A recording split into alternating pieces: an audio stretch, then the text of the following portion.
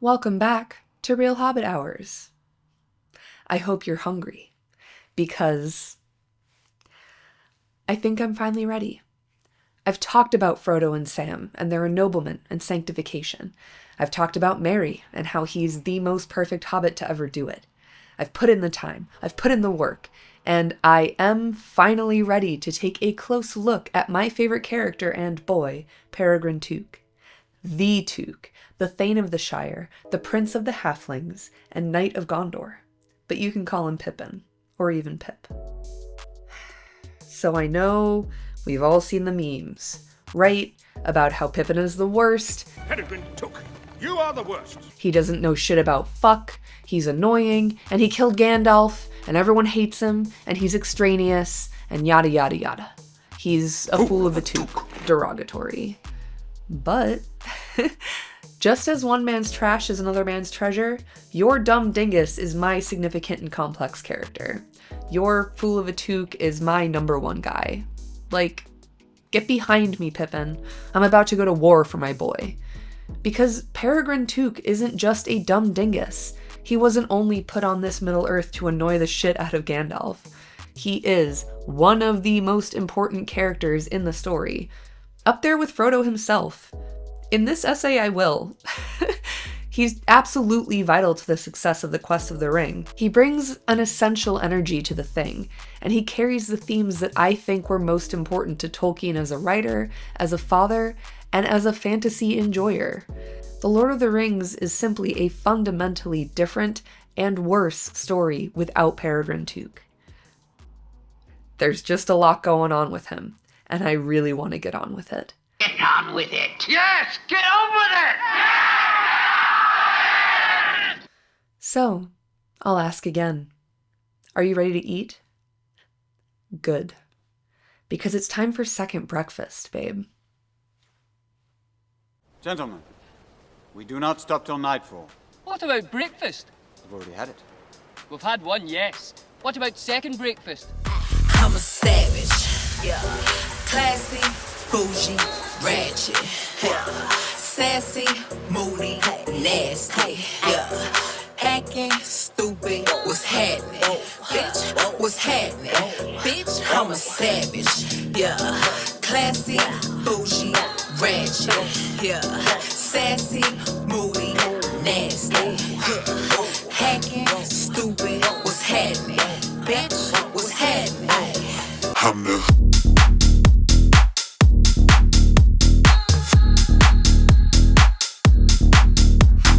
So, this series thus far has been all about ennoblement, as Tolkien outlined that as a major theme for his hobbits in The Lord of the Rings. Ennoblement concerns all of the hobbits in different ways. For Frodo, it's his sacrifice and sanctification. For Sam, it's his loyalty and good hobbit sense. And for Merry, it's his perfection according to hobbit nature. Surprise, surprise, ennoblement concerns Pippin as well. Part of Dante's chat about nobility that I've been borrowing from outlines virtue as an expression of nobility. Nobility is the cause, and virtue is an effect. One acts virtuously because one is noble. Pippin's virtues are manyfold, both as a main player in the story of the War of the Ring and as a character in Tolkien's narrative, and we'll keep an eye on where his virtue manifests during this discussion? Mission. Conversation? Quest. Long-winded excuse for me to ramble about my favorite character? Thing. Whatever this is. But beyond ennoblement as a general theme for all the hobbits, there are a few dimensions of Pippin's character that I want to focus on here, and I have some groundwork to lay. I just need you to stick with me, okay? Check this out. Take a look at this. I keep an eye on the fandom, you know? Generally speaking, in the Lord of the Rings fandom, for most people who have only seen the Peter Jackson movies, Pippin is essentially a dumbass. Look at how they massacred my boy. In the movies, he doesn't have a lot of agency. He's introduced as an oblivious little thief who has no idea what's going on at any given time.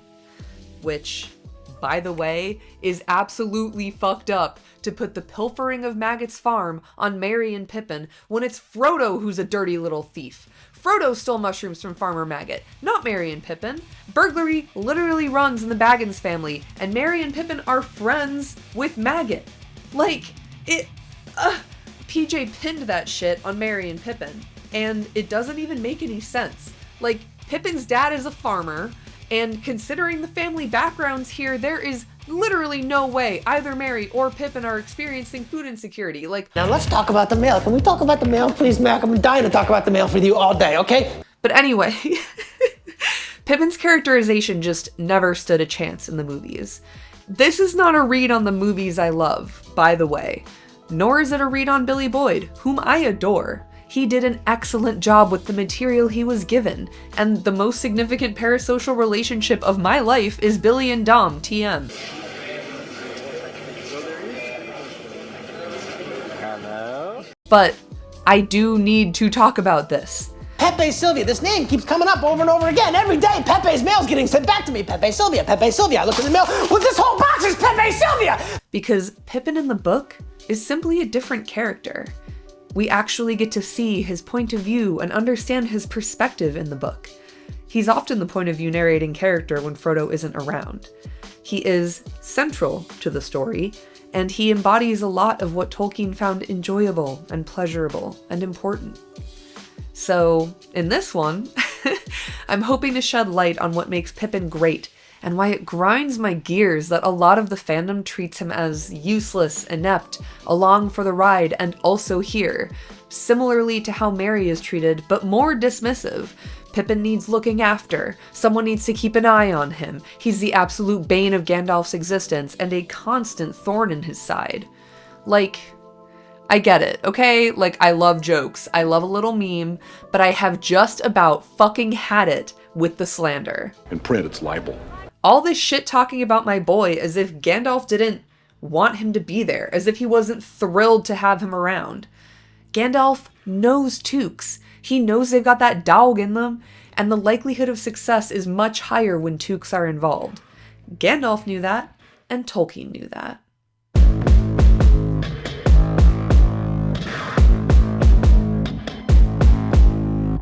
In The Hobbit, we hear a lot about Tooks and Tookishness because Bilbo is related to the old Took, and Bilbo's Tookishness helps him get up and out the door and on the road. Tookishness is described as a strange quirk that not many hobbits have, and we learn that Tooks are prone to disappearing and going on adventures, and that long ago maybe one of them fucked a fairy and that's why they're weird. Anyway, I know I'm not the only person who finds Tooks interesting, but I will ask you again to stay with me.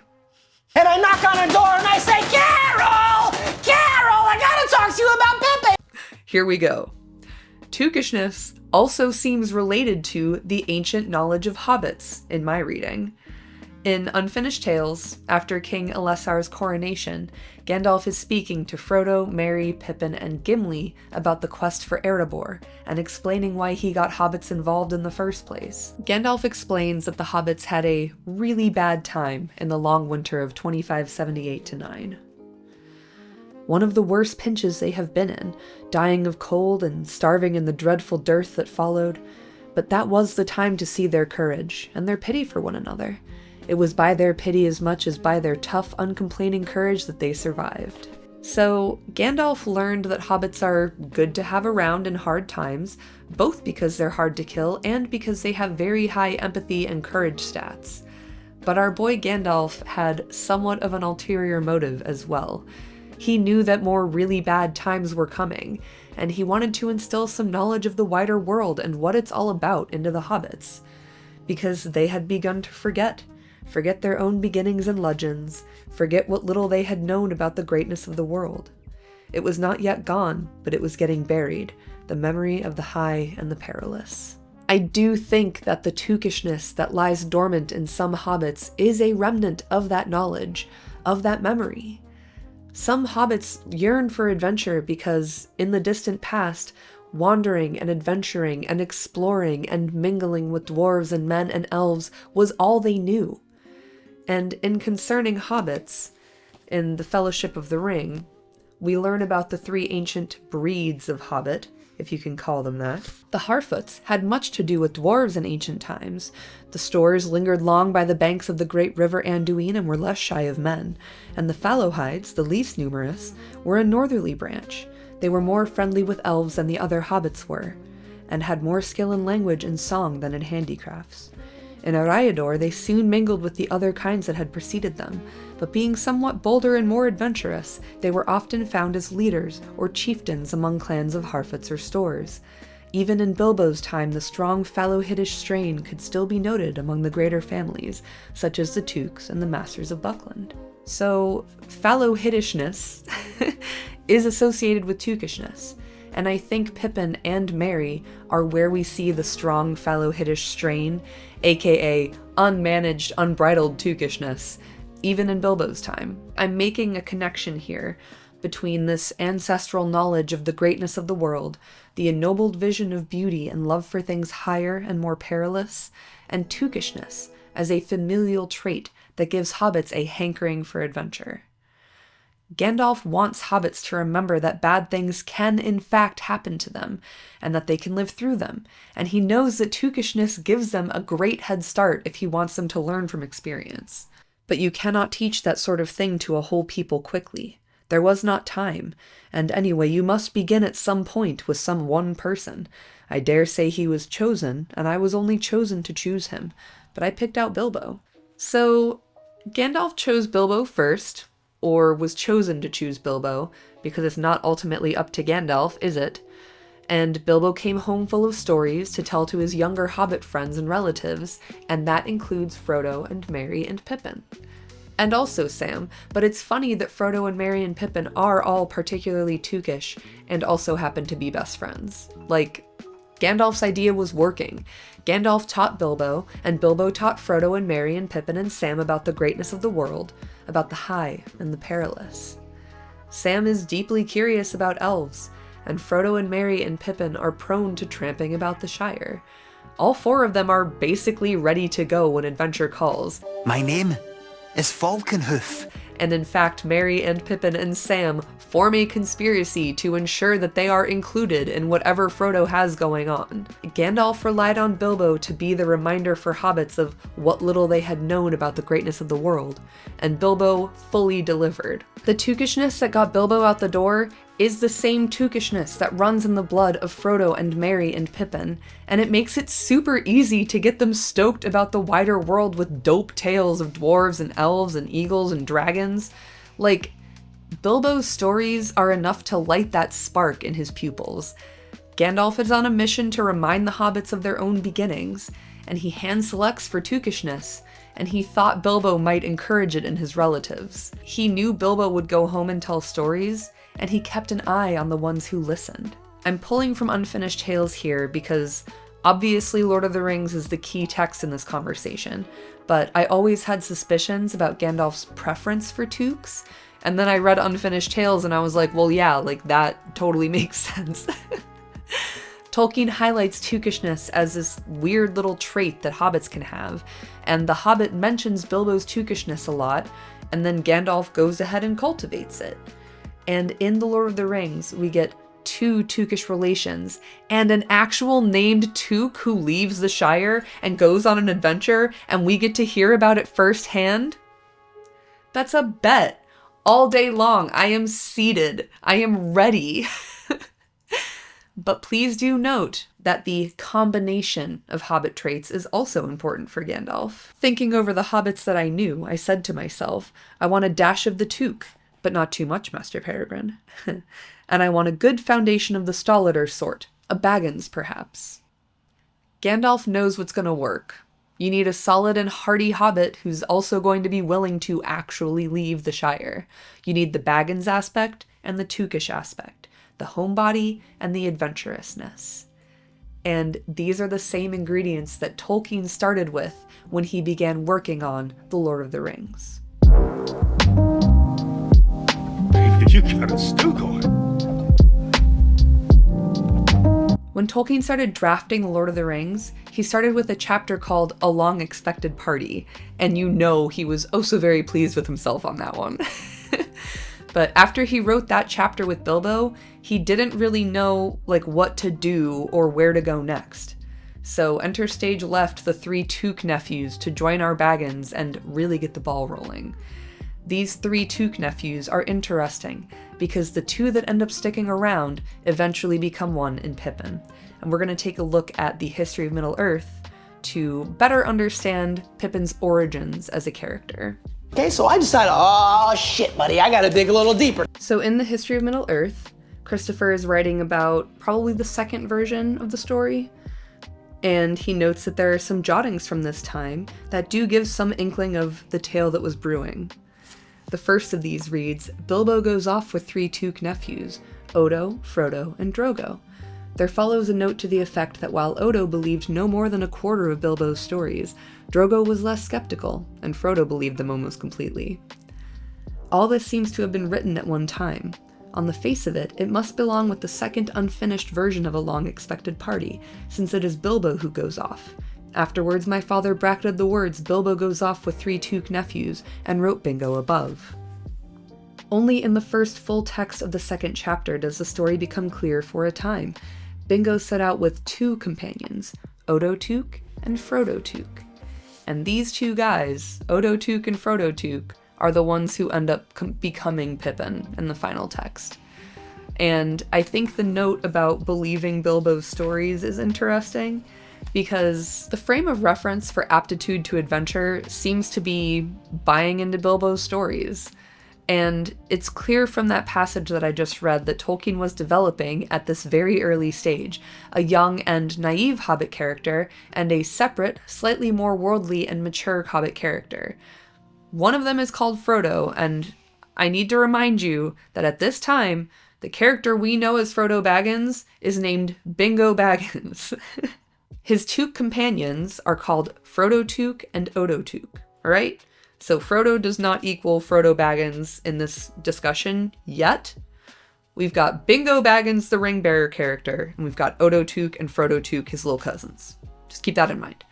And these 2 characters, Odo and Frodo, eventually become one in Pippin. Squaring that energy, capturing the naivete of youth against the maturity necessary to realize the tone and gravity of the story, was an arduous process that speaks to the complexity of Pippin's character in the end.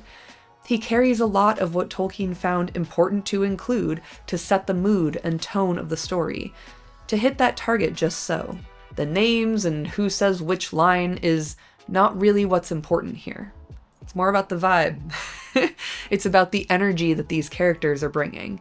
And that energy is necessary to A, get the story in motion, and B, keep Tolkien entertained.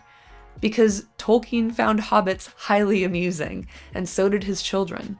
His daughter Priscilla wanted something on the Took family when Tolkien started working on ideas for a sequel to The Hobbit. In my reading, hobbits and hobbitry seem like an inside joke between Tolkien and his kids, and the early drafts of The Lord of the Rings included much more hobbitry than we get in the final text.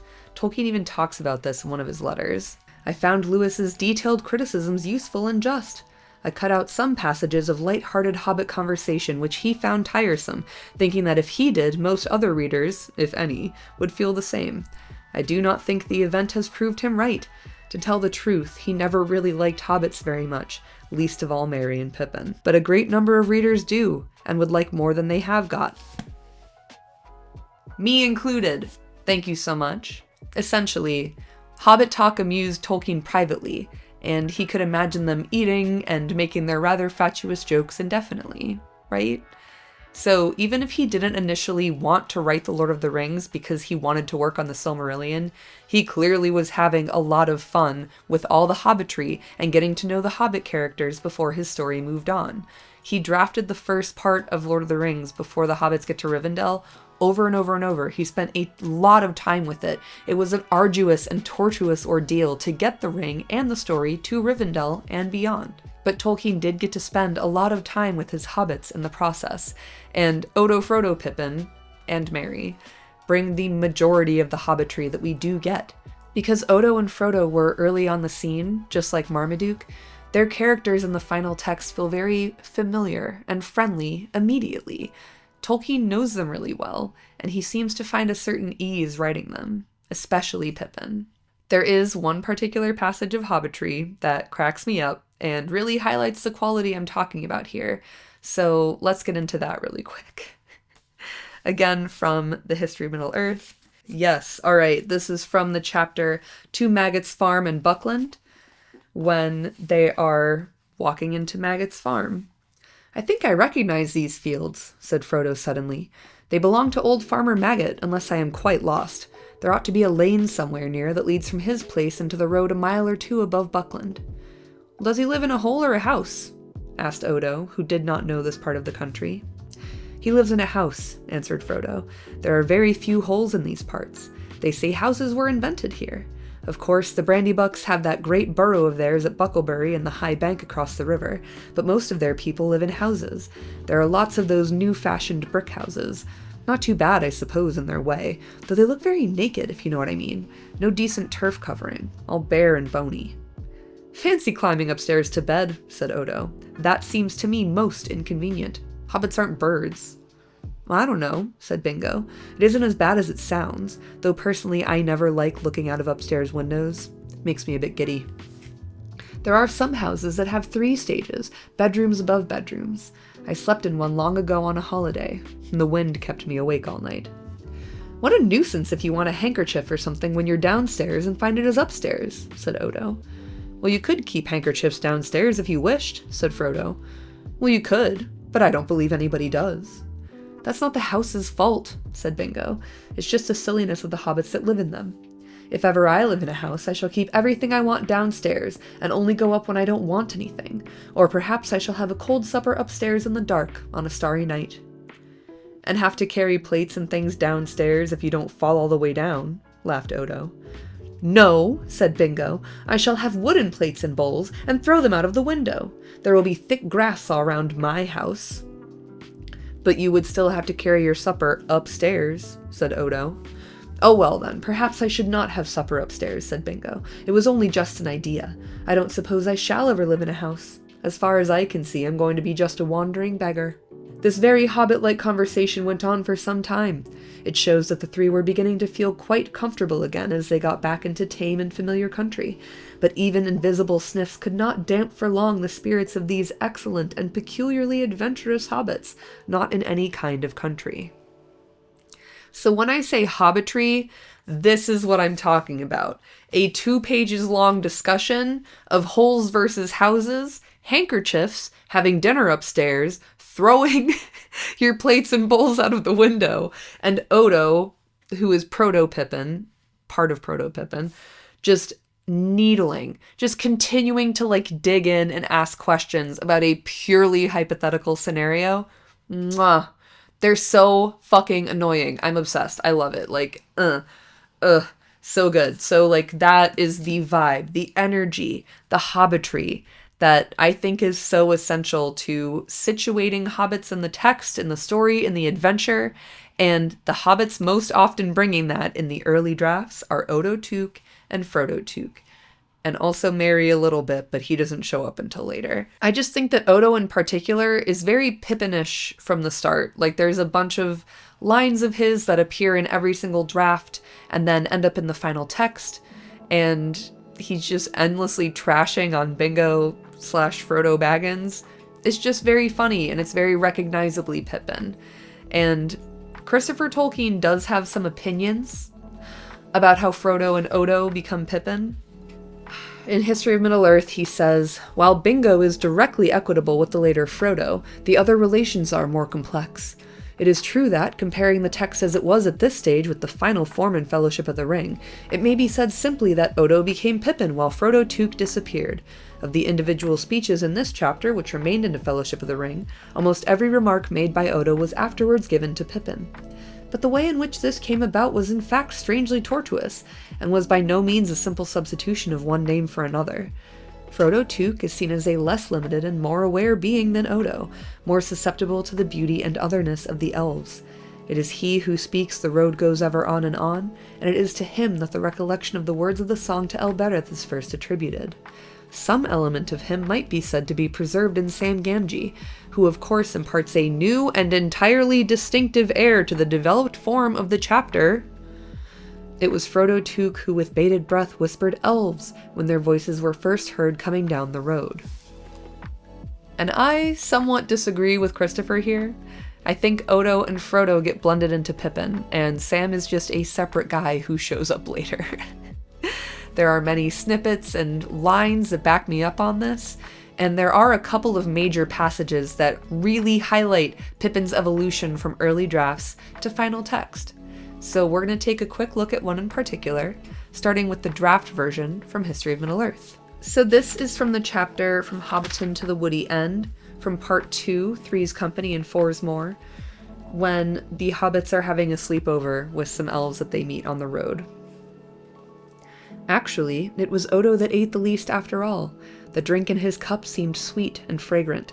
He drained it and felt all weariness slip away, and yet sleep came softly down upon him.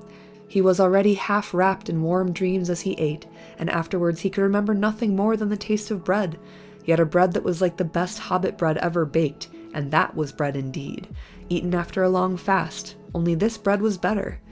Frodo afterwards recalled little of either food or drink, for his mind was filled with the light under the trees, the elf faces, the sound of voices so various and so beautiful that he felt in a waking dream.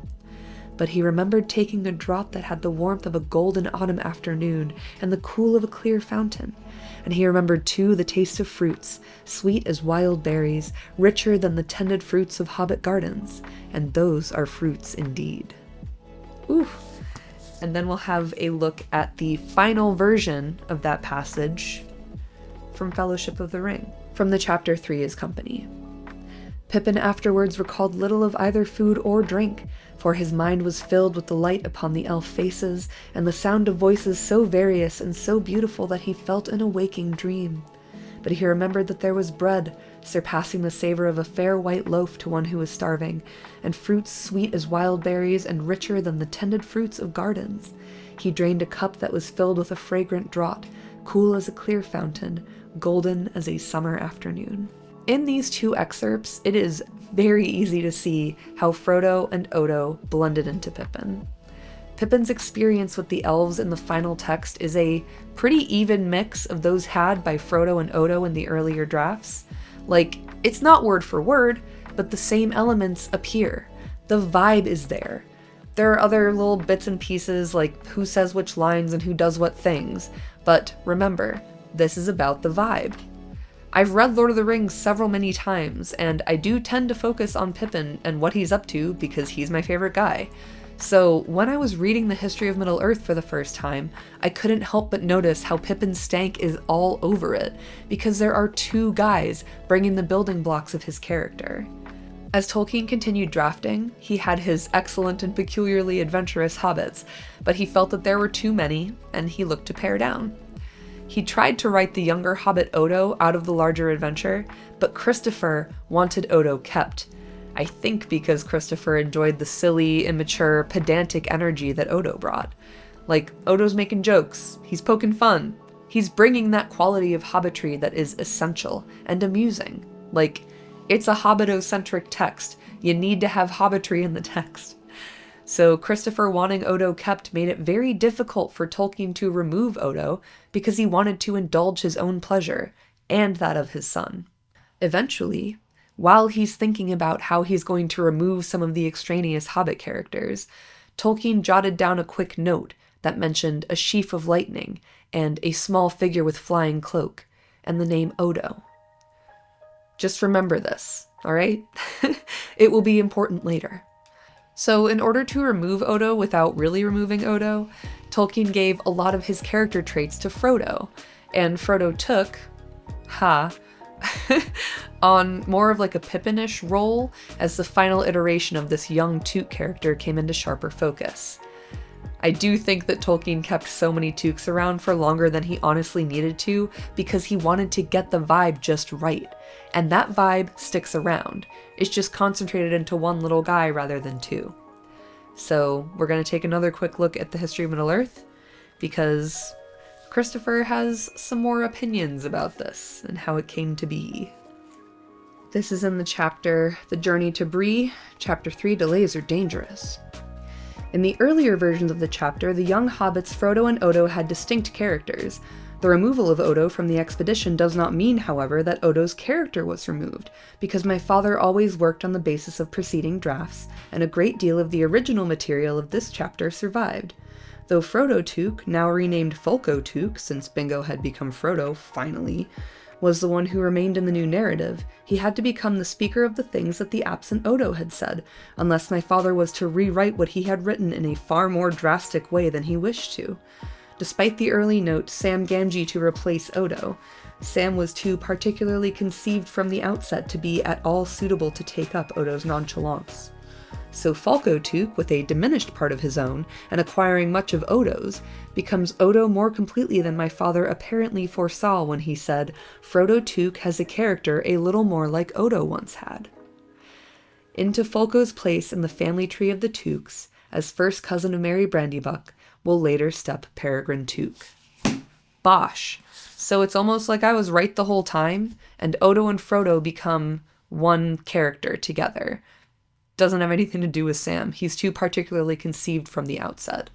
So, finally, after much arduous drafting and tortuous process of thought, we land on Bingo becoming Frodo Baggins, we get Samwise Gamgee in the mix, Marmaduke Brandybuck becomes Meriadoc Brandybuck, and Frodo Took becomes Folko Took and eventually becomes Peregrin Took, and we have our four main guys.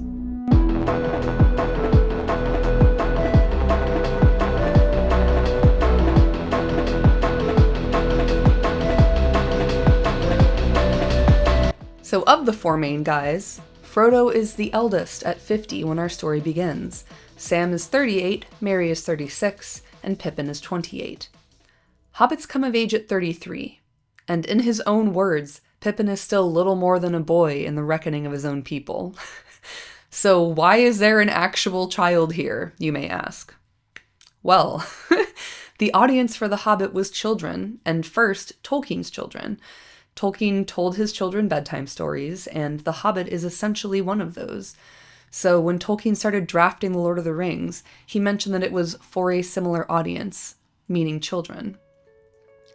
Tolkien was an artist as well as a writer, and I want to take a quick look at two of his pieces to lend some perspective and context here, to help us understand how Tolkien viewed childishness and the process of aging in relation to imagination and fantasy. I think these two pieces reveal quite a bit about Tolkien and his worldview. The first, titled Undertenishness, is bursting with color and shape. A huge butterfly, trees with crimson leaves, a path disappearing into the horizon. The image practically screams imagination, creativity, and potential. The butterfly is the central focus, which speaks to me of how seeing something as normal and natural as a butterfly, really seeing it, the beauty in all the details of a delicate wing, it reignites your wonder. It can change your whole day, and it fills your heart and preoccupies your mind with love for the little things. That's Undertenishness, babe. The second piece, titled Grown-Upishness, could not be more different. It's presented in monochrome black and white, with a bearded, balding visage in the center of a haze of order and pattern, throwing his hands up at the tiresomeness of monotony and chaos. It's literally the routine of the adults every day. And this one also has a caption: sightless, blind, well wrapped up. Grown-upishness is losing the ability to see any longer the vibrance and color of youth, becoming both sightless and blind, having no imagination and no vision. And well wrapped up in that us older folks are often cold, and we also tend to have walls built up. We are, as a rule, not as open to the possibility and promise of Undertenishness. So the former piece speaks to innocence and refreshing naivete, and the latter speaks to a jaded and weary worldview. Undertenishness is placed in an exciting and desirable light, where grown-upishness appears tedious, repetitive, and dull. And Undertenishness, as the word suggests, carries an undeniable association with childishness and childlike wonder. Tolkien talks a lot about childishness in his essay on fairy stories. You like Tolkien. I know you do. And you may have already read on fairy stories. But just in case you haven't, we're going to take a quick look to help flesh out whatever it is I'm trying to do here. I think Tolkien disliked the negative connotation of the word childish when it comes to literature and stories. He didn't see any special connection between children and fairy stories, and simply saw children as normal, if immature, members of the human family at large. He sees the association of fairy stories with children as an accident of domestic history. Fairy stories have, in the modern lettered world, been relegated to the nursery, as shabby or old-fashioned furniture is relegated to the playroom, primarily because the adults do not want it, and do not mind if it is misused. Tolkien sees children as people, and this is evident in On Fairy Stories. He demonstrates a nuanced understanding of children as individuals with desires and imaginations. I am simplifying here, but we can view childishness and undertenishness as more open to the potential and beauty of the world, and adulthood and grown-upishness as more closed off, well wrapped up, sightless and blind to that potential. Adults need good fantasy, just as much or more than children do, as it helps us to preserve that inner undertenishness, to recover and restore our vision of beauty. And in On Fairy Stories, Tolkien offers his concept of recovery as regaining a clear view. He says we should look at green again, and be startled anew, but not blinded, by blue and yellow and red. We should meet the centaur and the dragon, and then perhaps suddenly behold, like the ancient shepherds, sheep and dogs and horses and wolves. This recovery fairy stories help us to make. In that sense, only a taste for them may make us, or keep us, childish. We need, in any case, to clean our windows, so that the things seen clearly may be freed from the drab blur of triteness or familiarity, from possessiveness. And I think this concept of recovery speaks of the sort of wide-eyed wonder that children find in the world around them. It's not an uncritical wonder, but it is a wonder of wild abandon and love. It relates very much to undertenishness. Recovery helps us to clean our windows, to embrace mundane experience like it's our first time, to escape the drab blur of triteness, to see with fresh eyes the world around us. It's a similar idea as putting earth under the feet of high fantasy, grounding us in the real world and reigniting our ability to be thrilled by it as a result of our time spent in fairy. Fantasy provides escape from grown-upishness towards the mode of undertenishness to help us make this recovery. And I think Pippin embodies undertenishness and recovery, and that in turn evokes a sense of hope and recovery in those who come into contact with him. Pippin is a vessel for unquenchable curiosity, delight, and light-hearted hobbitry. These are just a few of the virtues that indicate his nobility as a hobbit perfect in his particular Tookish nature. And another one of Pippin's virtues is his impulsiveness.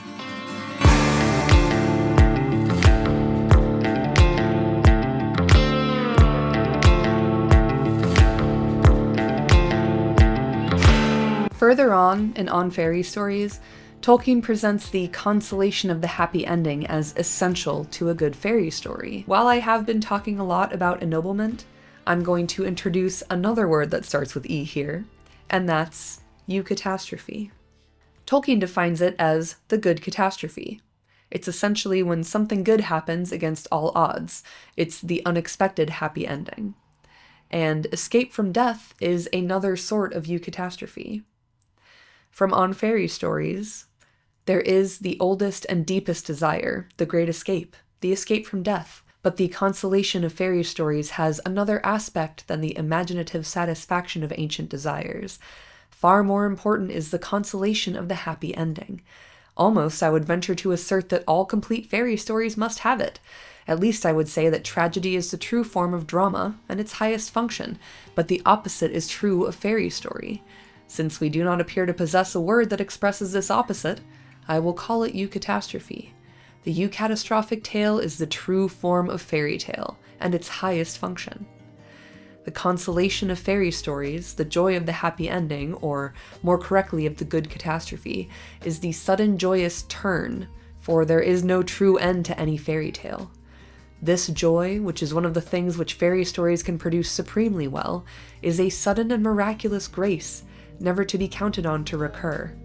It denies, in the face of much evidence if you will, universal final defeat, giving a fleeting glimpse of joy, joy beyond the walls of the world, poignant as grief. So, obviously, there's the main Eucatastrophe in The Lord of the Rings, right? It's the destruction of the ring against all odds. Duh, like, we all know this. But there were loads of smaller Eucatastrophes that needed to happen to set up the perfect circumstances to pull off the big one. So many dominoes had to fall, and the character most often knocking dominoes down is Pippin. So, to bring ennoblement and Eucatastrophe together, Tolkien's definition of ennoblement involves guidance by an emissary, and in this case, the emissary is Gandalf. Gandalf ensures that Pippin is involved in the quest over and over again, and Pippin often acts on impulses he doesn't understand, or seems drawn or compelled by forces beyond him. He isn't acting on impulse because he's stupid, he's acting as an agent of Eucatastrophe. It's not that he doesn't have agency, but rather that his impulsiveness makes him a perfect channel for Providence, right? Gandalf is a Maya who is doing his best to listen to the music and follow the tune, and Pippin proves to be an effective instrument. Gandalf cannot foresee what Pippin is going to do, and that's where Eucatastrophe factors in. Gandalf knows that having Pippin involved is going to lead to some unexpected shit happening, and in this story, that's a really good thing. Pippin's virtue is most evident in his actions, and how they ripple through the story. We could say that he's gifted with an utter lack of impulse control, and his naivete and his childishness and the worldview that comes with them are also virtuous aspects of Pippin. His perfection is according to his nature as a true Took, both within the story and for Tolkien himself. So, as we move forward, there are several little points that I'd like us to kind of keep an eye on, keep in your mind. One of which is that Tolkien related to his hobbits and very much enjoyed them. Hobbitry is essential to the tone of this story. Another is that hobbit ennoblement is hella important, both to Tolkien and to the story itself. Yet another is that recovery and Eucatastrophe are essential aspects of a good fairy story, especially this one. And, finally, that Tookishness is a sort of catch-all for curiosity, adventurousness, impulsiveness. Tookishness is the spirit of the thing, the fertilizer for the seed of any Hobbit story. So, now that we know how Pippin got here, from initial concept to fully formed boy, and we understand his thematic importance, let's dig into the final text. We're going to follow Pippin through The Lord of the Rings and closely read some stuff to focus on these themes. And we're also just going to look at some good-ass passages because Pippin is the best, and he deserves his flowers. Alright? I'm trying to redeem my boy in the public eye here. I'm the PR for the Hobbit PR team. Come on now.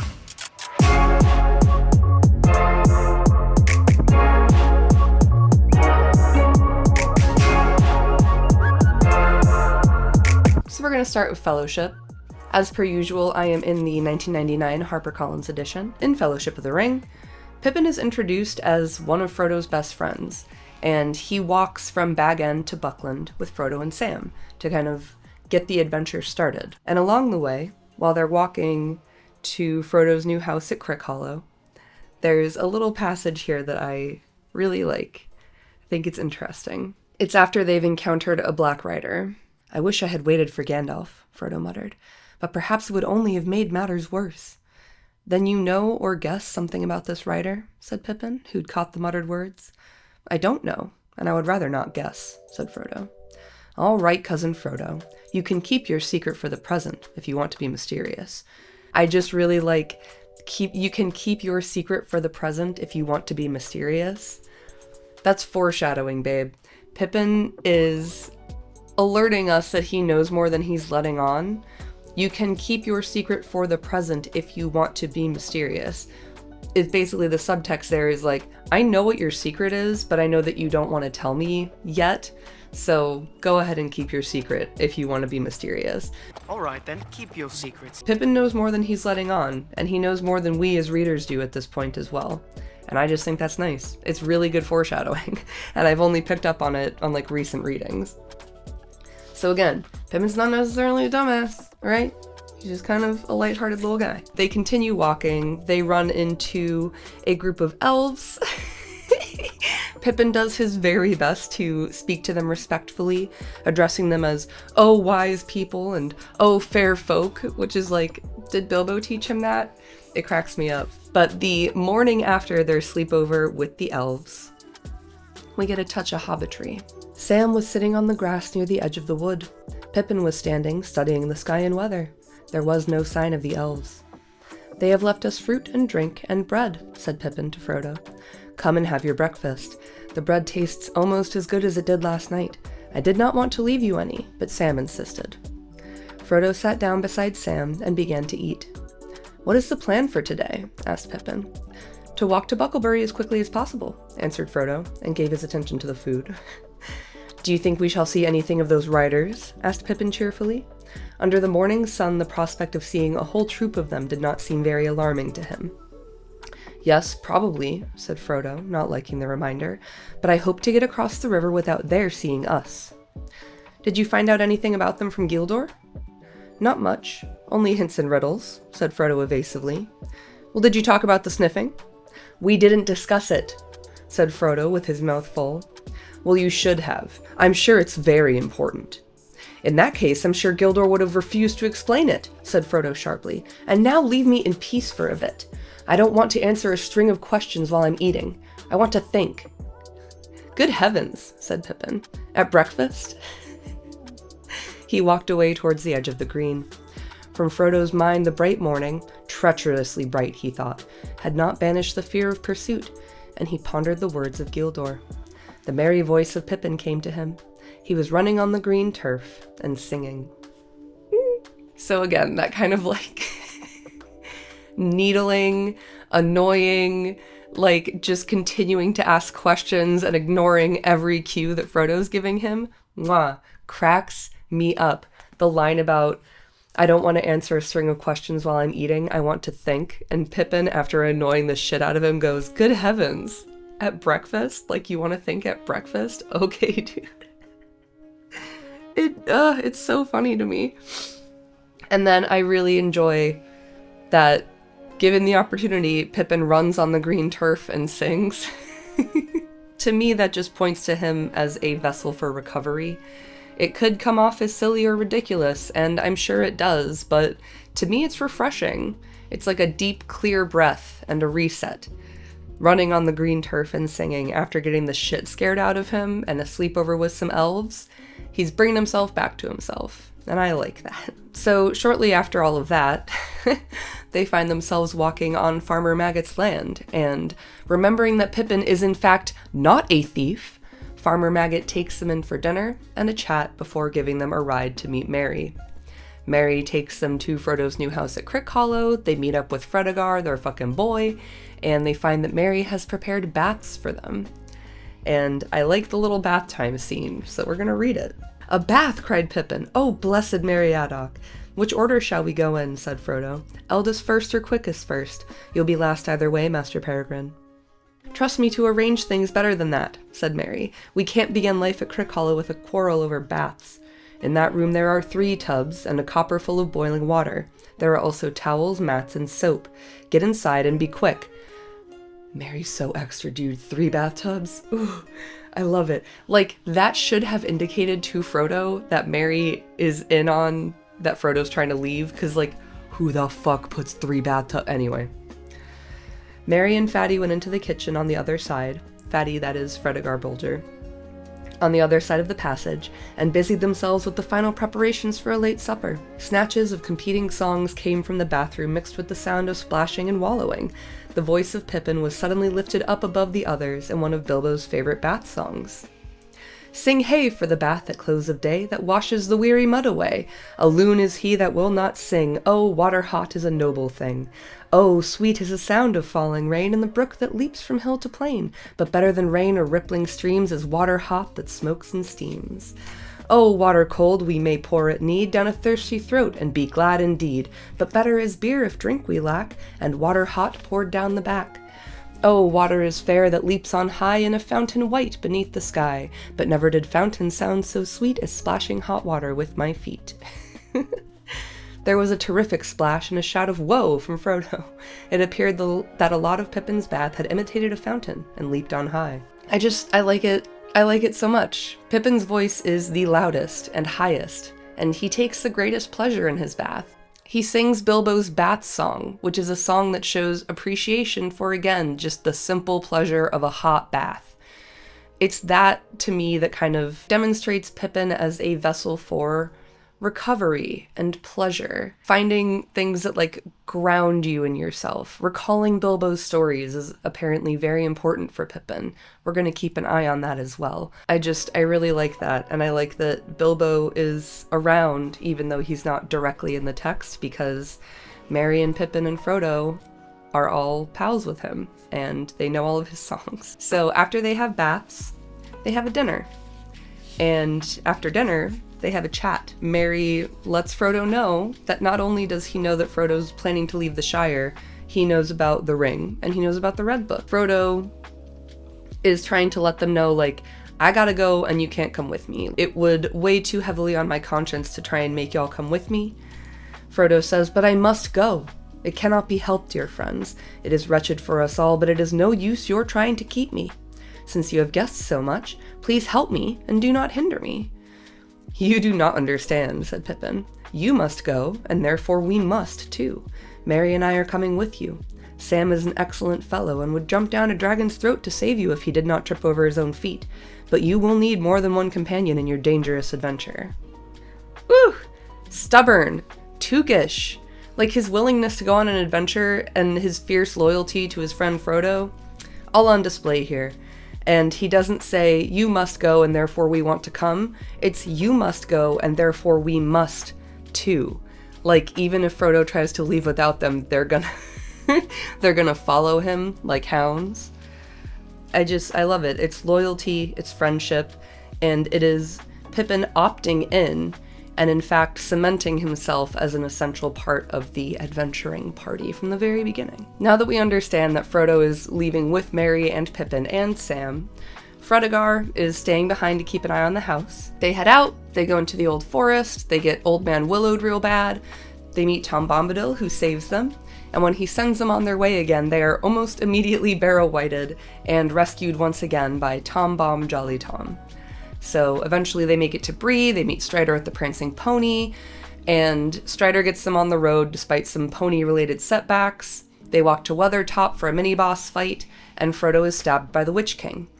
They continue on the road as fast as possible, and along the way, Pippin wants to seem tough and not scared in front of Aragorn. He's trying to impress him. It's extremely cute. They end up running into Glorfindel, the Elf Lord, and he escorts Frodo the rest of the way to Rivendell. Frodo's healed, he recovers, we have the Council of Elrond, and after the council, Elrond is choosing the members of the Fellowship, and Pippin insists that he is included. There remain 2 more to be found, said Elrond. These I will consider. Of my household I may find some that it seems good to me to send. But that will leave no place for us, cried Pippin in dismay. We don't want to be left behind. We want to go with Frodo. That is because you do not understand and cannot imagine what lies ahead, said Elrond. Well, neither does Frodo, said Gandalf, unexpectedly supporting Pippin. Nor do any of us see clearly. It is true that if these hobbits understood the danger, they would not dare to go, but they would still wish to go, or wish that they dared, and be shamed and unhappy. I think, Elrond, that in this matter it would be well to trust rather to their friendship than to great wisdom. Even if you chose for us an elf lord, such as Glorfindel, he could not storm the Dark Tower, nor open the road to the fire by the power that is in him. You speak gravely, said Elrond, but I am in doubt. The Shire I forebode is not free now from peril, and these two I had thought to send back there as messengers, to do what they could, according to the fashion of their country, to warn the people of their danger. In any case, I judge that the younger of these two, Peregrin Took, should remain. My heart is against his going. Then, Master Elrond, you will have to lock me in prison or send me home tied in a sack, said Pippin, for otherwise I shall follow the company. Let it be so, then. You shall go, said Elrond, and he sighed. Now the tale of 9 is filled. In 7 days the company must depart. Couple things here. One of which is that Gandalf wants to keep the Took quotient high. Like, he wanted Pippin there the whole time, and he chooses him and continues to choose him over and over, and Pippin insists that he go as well. It's kind of a team effort. They're kind of ganging up on Elrond. But Gandalf speaks well of Pippin, and I think he knows that Pippin has a larger role to play. He says, if these hobbits understood their danger, they would not dare to go, but they would still wish to go or wish that they dared. Like, they will act like they're brave. They want to be brave enough to want to go, so they're going to act accordingly. And that's extremely endearing. I love it. Like, I think part of that is like a little bit of Tookishness coming through here. They would still wish to go or wish that they dared. They don't understand what they're getting themselves into, but they're down to go anyway. And that's very important. Elrond's heart is against Pippin going, but Pippin steadfastly insists. He must be included. Frodo's going, and therefore he must also go. But, like, could Elrond have any idea that Pippin is essentially an agent of chaos? I don't know. Probably not. But he did mean to send at least one of them, Merry or Pippin, more likely Pippin, back to the Shire, to warn the other hobbits of their peril. And that doesn't end up happening. And, spoiler alert, maybe would have been helpful, but would anyone in the Shire have believed them anyway? Probably not. Oh, hello. I'm editing right now and realizing that I got so excited while I was reading through The Lord of the Rings that I left a few things out. So I'll be popping up here and there as we continue through The Lord of the Rings to add some stuff back in. So, after Elrond concedes and allows Pippin and Merry to join the Fellowship, the 9 head out and start their long journey. They climb and are defeated by Catastrophe, and then they decide to go through the mines of Moria. And on the way to the mines, Pippin says to Sam, "I wish I had taken Elrond's advice. I am no good after all. There is not enough of the breed of Bandabra the Bull Roarer in me. These howls freeze my blood. I don't ever remember feeling so wretched." So for context there, Bandabra the Bull Roarer is a legendary hobbit of the Took family, best known for being 4'5" and able to ride a horse. And he also invented golf. But anyway, he is a good comparison point for quality and quantity of Tookishness, and in this, Pippin finds himself wanting. "I am no good at all," he says, as a Tookish hobbit on an adventure with Gandalf. Before this, he visibly brightens at the mere mention of return to Rivendell, and he wishes now that he had taken Elrond's advice. And he judges himself for wanting to turn back, and he feels wretched. He is shamed and unhappy, because Pippin sees himself as part of a sequel to Bilbo's story, and he wants to play his part as best he can. Little does he know, though, that his time is coming, and shit is about to hit the fan in a big way. While they're walking through Moria, they decide to stop in a room that has a, well in the middle, but it's essentially just a big hole in the floor. Pippin felt curiously attracted by the well. While the others were unrolling blankets and making beds against the walls of the chamber, as far as possible from the hole in the floor, he crept to the edge and peered over. A chill air seemed to strike his face, rising from invisible depths. Moved by a sudden impulse, he groped for a loose stone and let it drop. He felt his heart beat many times before there was any sound. Then, far below, as if the stone had fallen into deep water in some cavernous place, there came a plunk, very distant, but magnified and repeated in the hollow shaft. "What's that?" cried Gandalf. He was relieved when Pippin confessed what he had done, but he was angry, and Pippin could see his eye glinting. "Fool of a Took," he growled. "This is a serious journey, not a hobbit walking party. Throw yourself in next time, and then you will be no further nuisance. Now be quiet." Nothing more was heard for several minutes, but then there came out of the depths faint knocks. Tom tap, tap tom. They stopped, and when the echoes had died away, they were repeated. Tap tom, tom tap, tap tap tom. They sounded disquietingly like signals of some sort, but after a while, the knocking died away and was not heard again. "That was the sound of a hammer, or I have never heard one," said Gimli.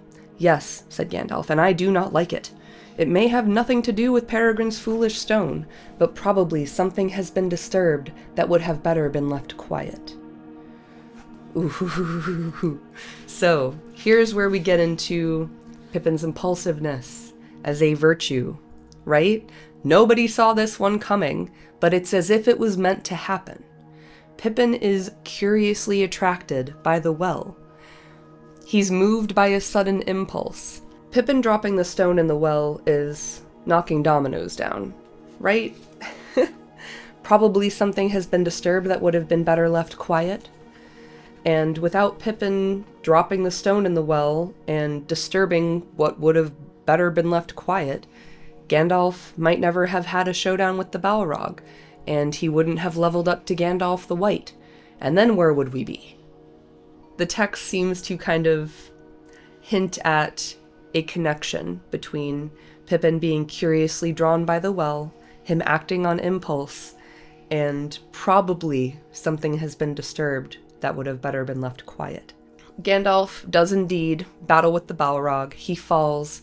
The Fellowship heads to Lothlorien to grieve and to rest. They get boats, they get snacks, and they head down the Anduin, past the Argonath, and towards the Falls of Rauros, where the Fellowship is broken after Boromir tries to take the ring. So Frodo and Sam head across the river and continue the long walk to Mordor. Merry and Pippin are captured by the Uruk-hai, and Aragorn and Legolas and Gimli give Boromir a proper send-off before setting off on foot to pursue Merry and Pippin.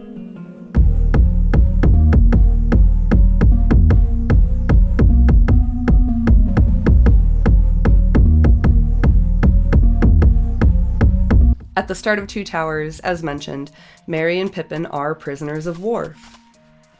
Merry has a big gash on his forehead, and they're separated most of the time, and we get this chapter from Pippin's perspective. This is the Uruk-hai chapter. And I'm going to read a few little passages here, and then we're going to chat about them. A Gluk shouted, and a number of other orcs nearly his own size ran up. Then, suddenly, without warning, a Gluk sprang forwards, and with 2 swift strokes swept the heads off of 2 of his opponents. Grishnok stepped aside and vanished into the shadows. The others gave way, and one stepped backwards and fell over Merry's prostrate form with a curse. Yet that probably saved his life, for a Gluk's followers leaped over him and cut down another with their broad-bladed swords. It was the yellow-fanged guard. His body fell right on top of Pippin, still clutching its long, saw-edged knife. Now, thought Pippin, if only it takes that ugly fellow a little while to get his troop under control, I've got a chance. A gleam of hope had come to him. The edge of the black knife had snicked his arm and then slid down to his wrist. He felt the blood trickling onto his hand, but he also felt the cold touch of steel against his skin. The orcs were getting ready to march again, but some of the northerners were still unwilling, and the Isengarders slew 2 more before the rest were cowed. There was much cursing and confusion. For the moment, Pippin was unwatched. His legs were securely bound, but his arms were only tied about the wrists, and his hands were in front of him. He could move them both together, though the bonds were cruelly tight. He pushed the dead orc to one side, then, hardly daring to breathe, he drew the knot of the wrist cord up and down against the blade of the knife. It was sharp, and the dead hand held it fast. The cord was cut. Quickly, Pippin took it in his fingers and knotted it again into a loose bracelet of 2 loops and slipped it over his hands. Then he lay very still. So just keep an eye on a gleam of hope coming to him, and he acts quickly. He doesn't stop to consider the repercussions. He has a thought, and he acts on it. A little bit later on, the orcs are making Merry and Pippin run on their own legs. The whole company began to run with the long, loping strides of orcs. They kept no order, thrusting, jostling, and cursing, yet their speed was very great. Each hobbit had a guard of 3. Pippin was far back in the line. He wondered how long he would be able to go on at this pace. He'd had no food since the morning. One of his guards had a whip, but at present the orc liquor was still hot in him. His wits, too, were wide awake. Every now and again there came into his mind unbidden a vision of the keen face of Strider bending over a dark trail and running behind. But what could even a ranger see except a confused trail of orc feet? His own little prince and Mary's were overwhelmed by the trampling of the iron-shod shoes before them and behind them and about them. They had gone only a mile or so from the cliff when the land sloped down into a wide, shallow depression where the ground was soft and wet. Mist lay there, pale glimmering in the last rays of the sickle moon. The dark shapes of the orcs in front grew dim, and then were swallowed up. "Aye, steady now," shouted a Gluck from the rear. A sudden thought leaped into Pippin's mind, and he acted on it at once. He swerved aside to the right and dived out of the reach of his clutching guard, head first into the mist. He landed sprawling on the grass. "Halt!" yelled a Gluck. There was, for a moment, turmoil and confusion. Pippin sprang up and ran, but the orcs were after him. Some suddenly loomed up right in front of him. "No hope of escape," thought Pippin, "but there is a hope that I have left some of my own marks unspoiled on the wet ground." He groped with his 2 tied hands at his throat and unclasped the brooch of his cloak. Just as long arms and hard claws seized him, he let it fall. "There I suppose it will lie until the end of time," he thought. "I don't know why I did it. If the others have escaped, they've probably all gone with Frodo." This is fascinating. His wits are wide awake. There comes into his mind unbidden a vision of Strider tracking them. A sudden thought leaps into his mind and he acts on it at once. And then he says, "I don't know why I did it." Another little passage that I find important from this chapter is when Pippin hears the Uruk-hai talking about men coming after them. He saw that riders away eastward were already level with the orcs, galloping over the plain. The sunset gilded their spears and helmets and glinted in their pale flowing hair. They were hemming the orcs in, preventing them from scattering, and driving them along the line of the river. He wondered very much what kind of folk they were. He wished now that he had learned more in Rivendell and looked more at maps and things, but in those days the plans for the journey seemed to be in more competent hands, and he had never reckoned with being cut off from Gandalf or from Strider, or even from Frodo. All that he could remember about Rohan was that Gandalf's horse, Shadowfax, had come from that land, and that sounded hopeful, as far as it went. The chances were that he and Merry would be killed together with their captors before ever the men of Rohan were aware of them. So here, Pippin understands that he doesn't know as much as he probably should, and he regrets not paying better attention. But he does know that Gandalf's horse came from Rohan, and that sounds hopeful as far as it goes. Pippin finds a glimmer of hope at the mere thought of Gandalf, which is wonderful considering the chances are that he and Merry are going to be killed along with their captors before ever the men of Rohan were aware of them. Like, Pippin might not know as much as he should, but he does know that he doesn't know. He knows the odds, and he knows he's out of his depth. And being the excellent hobbit that he is, he finds a bit of hope to hold on to, and he simply gets on with it. Okay, one more little bit from this chapter real quick. So, this is when there's more chaos, confusion, and madness. And they are being attacked, like the orcs are being attacked by the riders of Rohan, and Merry and Pippin sat up. Their guards, Isengarders, had gone with a Gluck, but if the hobbits had any thought of escape, it was soon dashed. A long, hairy arm took each of them by the neck and drew them close together. Dimly, they were aware of Grishnok's great head and hideous face between them. His foul breath was on their cheeks. He began to paw them and feel them. Pippin shuddered as hard, cold fingers groped down his back. "Well, my little ones," said Grishnok in a soft whisper, "enjoying your nice rest? Or not? A little awkwardly placed, perhaps, swords and whips on one side and nasty spears on the other. Little people should not meddle in affairs that are too big for them." His fingers continued to grope. There was a light like a pale but hot fire behind his eyes. The thought came suddenly into Pippin's mind, as if caught direct from the urgent thought of his enemy. Grishnak knows about the ring. He's looking for it while a Gluck is busy. He probably wants it for himself. Cold fear was in Pippin's heart, yet at the same time he was wondering what use he could make of Grishnak's desire. I don't think you will find it that way, he whispered. It isn't easy to find. Find it? Said Grishnak. His fingers stopped crawling and gripped Pippin's shoulder. Find what? What are you talking about, little one? For a moment, Pippin was silent. Then, suddenly in the darkness, he made a noise in his throat. Gollum! Gollum! Nothing, my precious, he added. Pippin acts on impulse to great effect. He seizes the moment to untie his hands and make escape easier. He sees unbidden a vision of Strider tracking them, and that gives him enough hope and motivation and courage to leave footprints and his brooch behind. Like his very precious brooch he was given by Galadriel. He's like, well, and then he pretends to have the ring and distracts and confuses Grishnak enough to escape. The thought came suddenly into Pippin's mind, as if caught direct from the urgent thought of his enemy. Like he essentially reads Grishnak's mind, and he guesses his desire, and it pays off big time. There's, a kind of running theme throughout all of these. A gleam of hope comes to Pippin. He acts impulsively. There comes into his mind unbidden a vision of Strider. He doesn't know why he did it, but he did it anyway. And then the thought comes suddenly into Pippin's mind. Like, things are just coming to him and he's acting on them. That doesn't say dumbass or dingus to me. It says perceptive, intuitive, and impulsive to great benefit. He has a thought and he acts. That's extremely valuable in situations like this. So Merry and Pippin manage to escape the Uruk-hai, and they stop to have some lembas before they make it into Fangorn Forest, where they turned and walked side by side slowly along the line of the river. Behind them, the light grew in the east. As they walked, they compared notes, talking lightly in Hobbit fashion of the things that had happened since their capture. No listener would have guessed from their words that they had suffered cruelly and been in dire peril, going without hope towards torment and death, or that, even now, as they knew well, they had little chance of ever finding friend or safety again.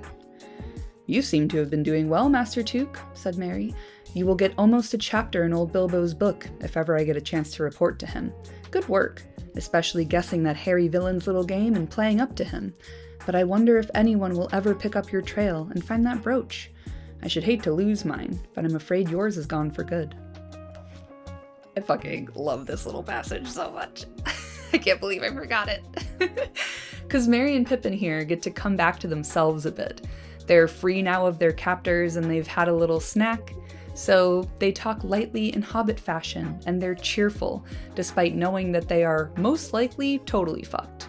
Like, Merry tells Pippin that he'll get a chapter in old Bilbo's book, referring to the idea that the hobbits are aware that they're in a story, that they are involved in something way beyond them. And this, to me, is like a subtle and ongoing reference to their vision of beauty and their reverence for the wider world that was instilled in them by Bilbo and encouraged by Gandalf. Merry expects to get a chance to report to Bilbo of Pippin's deeds well done, suggesting that, he's hoping to live through whatever happens next. That's hope without guarantees and the resilience of the Hobbit spirit right there. So, with their spirits lifted, they feel emboldened to explore the forest everyone warned them about. They happen upon some huge stone steps, and they proceed to climb them to get a better view and to get the sun on their faces. "The wind's changing," said Merry. "It's turned east again. It feels cool up here." "Yes," said Pippin. "I'm afraid this is only a passing gleam and it will all go gray again. What a pity. This shaggy old forest looked so different in the sunlight. I almost felt I liked the place." "Almost felt you liked the forest? That's good. That's uncommonly kind of you," said a strange voice. "Turn round and let me have a look at your faces. I almost feel that I dislike you both, but do not let us be hasty. Turn around." It only takes Pippin having, a vision of beauty for the forest of Fangorn. The shaggy old forest looks so different in the sunlight, I almost felt I liked the place. That's all it takes for Fangorn or Treebeard to be, like, endeared to the hobbits and to give them the time of day rather than just crushing them immediately. I like that Pippin sees the beauty in Fangorn Forest, this forest that everyone has told them to be scared of, that everyone else seems to be terrified of. But Pippin's like, it's not so bad. It looks really nice in the sun. I almost feel I like the place. It's adorable. And again, it like gets him in good with Treebeard immediately. And there's another little passage here that I want to take a quick look at. This is when Pippin is trying to describe Treebeard's eyes. One felt as if there was an enormous well behind them, filled up with ages of memory and long, slow, steady thinking, but their surface was sparkling with the present, like sun shimmering on the outer leaves of a vast tree or on the ripples of a very deep lake. I don't know, but it felt as if something that grew in the ground, asleep you might say, or just feeling itself as something between root tip and leaf tip, between deep earth and sky, had suddenly waked up and was considering you with the same slow care that it had given to its own inside affairs for endless years. It's giving perceptive. It's giving observational.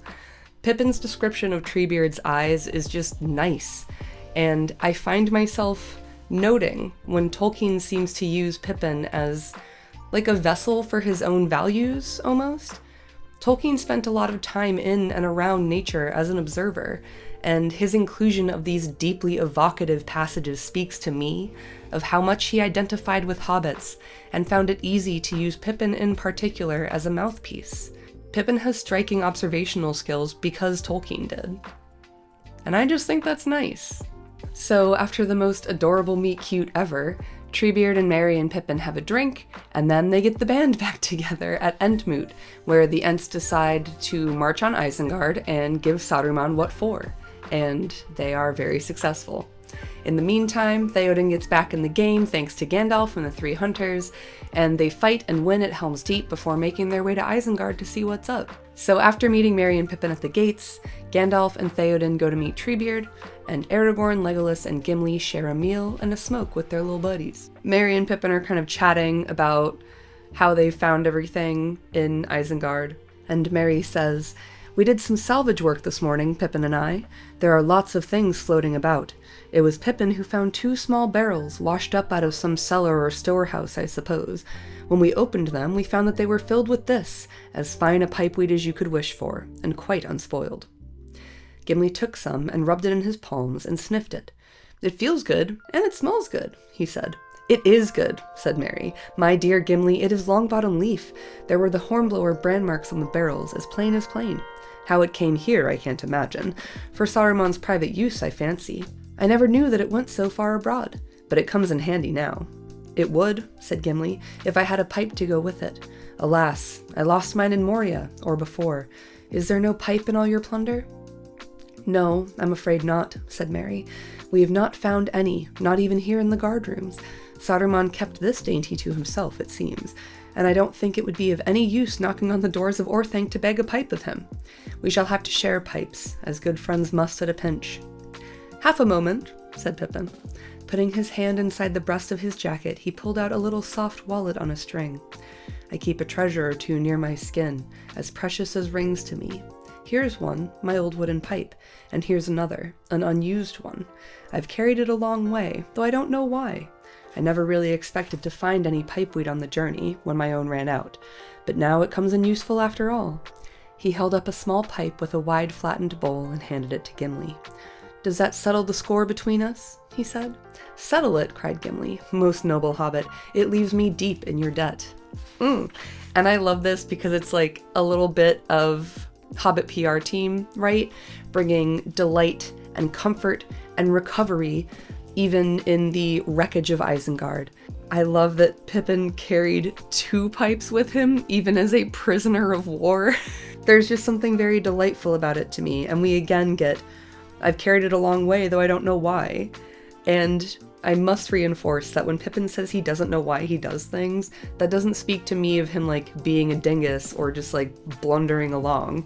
It's more of like, he's an agent of providence. He didn't know that Gimli would need a pipe, but he carried both of his anyway, and it ends up coming in handy, and leaves Gimli deeply in his debt. So after a smoke and a sup, they have a tough conversation with Saruman, ending with an evil bowling ball getting hurled from the Tower of Orthanc, and Pippin gets to it and picks it up before Gandalf can stop him. And then they head back towards Edoras by way of a glen, where they camp for the night. Pippin is being really fucking annoying. He can't stop thinking about the Palantir. The thought of the dark globe seemed to grow stronger as all grew quiet. Pippin felt again its weight in his hands, and saw again the mysterious red depths into which he had looked for a moment. He tossed and turned, and tried to think of something else. At last he could stand it no longer. He got up and looked round. Driven by some impulse that he did not understand, Pippin walked softly to where Gandalf lay.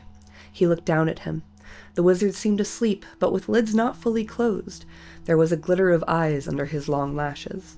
Pippin stepped back hastily, but Gandalf made no sign, and drawn forward once more, half against his will, the hobbit crept up again from behind the wizard's head. He was rolled in a blanket, with his cloak spread over the top, and close beside him, between his right side and his bent arm, there was a hummock, something round wrapped in a dark cloth. His hand seemed only just to have slipped off it to the ground. Hardly breathing, Pippin crept nearer, foot by foot. At last he knelt down. Then he put his hands out stealthily, and slowly lifted the lump up. It did not seem quite so heavy as he'd expected. Only some bundle of oddments, perhaps, after all, he thought with a strange sense of relief. But he did not put the bundle down again. He stood for a moment clasping it. Then an idea came into his mind. He tiptoed away, found a large stone, and came back. Quickly now he drew off the cloth, wrapped the stone in it, and, kneeling down, laid it back by the wizard's hand. Then at last he looked at the thing that he had uncovered. There it was, a smooth globe of crystal, now dark and dead, lying bare before his knees. Pippin lifted it, covered it hurriedly in his own cloak, and half turned to go back to his bed. At that moment Gandalf moved in his sleep, and muttered some words. They seemed to be in a strange tongue. His hand groped out and clasped the wrapped stone. Then he sighed and did not move again. "You idiotic fool," Pippin muttered to himself. "You're going to get yourself into frightful trouble. Put it back, quick." But he found now that his knees quaked, and he did not dare to go near enough to the wizard to reach the bundle. "I'll never get it back now without waking him," he thought, "not till I'm a bit calmer. So I may as well have a look first. Not just here, though." He stole away, and sat down on a green hillock not far from his bed. The moon looked in over the edge of the dell. Pippin can't sleep. He's being really fucking annoying to Merry, and he's not acting like himself. And he's absolutely preoccupied with the Palantir. When he does look into it, Sauron is so overeager that he fumbles the bag. And Gandalf is angry until he sees that maybe Pippin did a good thing, actually. So after Pippin looks into the Palantir, Gandalf says, "You have taken no harm. There is no lie in your eyes as I feared, but he did not speak long with you. A fool, but an honest fool you remain, Peregrin Took. Wiser ones might have done worse in such a pass. But mark this. You have been saved, and all your friends too, mainly by good fortune, as it is called. You cannot count on it a second time." And here, I think good fortune, as it is called, is basically just another way to say Eucatastrophe. If anyone else had looked into the Palantir, it would likely have been a disaster. And Gandalf even says, "There remains a short while of doubt which we must use. The enemy, it is clear, thought that the stone was in Orthanc. Why should he not? And that therefore the hobbit was captive there, driven to look in the glass for his torment by Saruman. That dark mind will be filled now with the voice and face of the hobbit and with expectation. It may take some time before he learns his error. We must snatch that time." So Pippin, guided by impulses that do not seem to be his own, driven by forces beyond himself, looked at the evil bowling ball, and he bought his friends some time, and he caused a little diversion by likely confusing and misleading Sauron. Inadvertently, sure. Against his will, almost certainly. But he still did it. And again, nobody saw this one coming, but it seems like it was meant to happen. Gandalf, having kind of reconciled with Pippin and been like, "It's okay, buddy, hop on my horse, we gotta go to Minas Tirith, you're coming with me." As they're riding, Pippin heard Gandalf singing softly to himself, murmuring brief snatches of rhyme in many tongues as the miles ran under them. At last the wizard passed into a song of which the hobbit caught the words. A few lines came clear to his ears through the rushing of the wind. Tall ships and tall kings, 3 times 3, what brought they from the foundered land over the flowing sea? 7 stars and 7 stones and 1 white tree. "What are you saying, Gandalf?" asked Pippin. "I was just running over some of the rhymes of lore in my mind," answered the wizard. "Hobbits, I suppose, have forgotten them, even those that they ever knew." "No, not all," said Pippin, "and we have many of our own which wouldn't interest you, perhaps, but I've never heard this one." I like the invocation here of hobbits forgetting the rhymes of lore, even those that they ever knew. It harkens back to Gandalf wanting to remind the hobbits of their history, their past, the legends that were their origins. I think it's nice. And I think it's nice that Pippin is kind of awakened by this particular poem. I think it's highly appealing to him. It appeals to his vision of beauty as an ennobled hobbit guided by the emissary Gandalf. And it sticks with him, as we'll see as we roll on to Return of the King.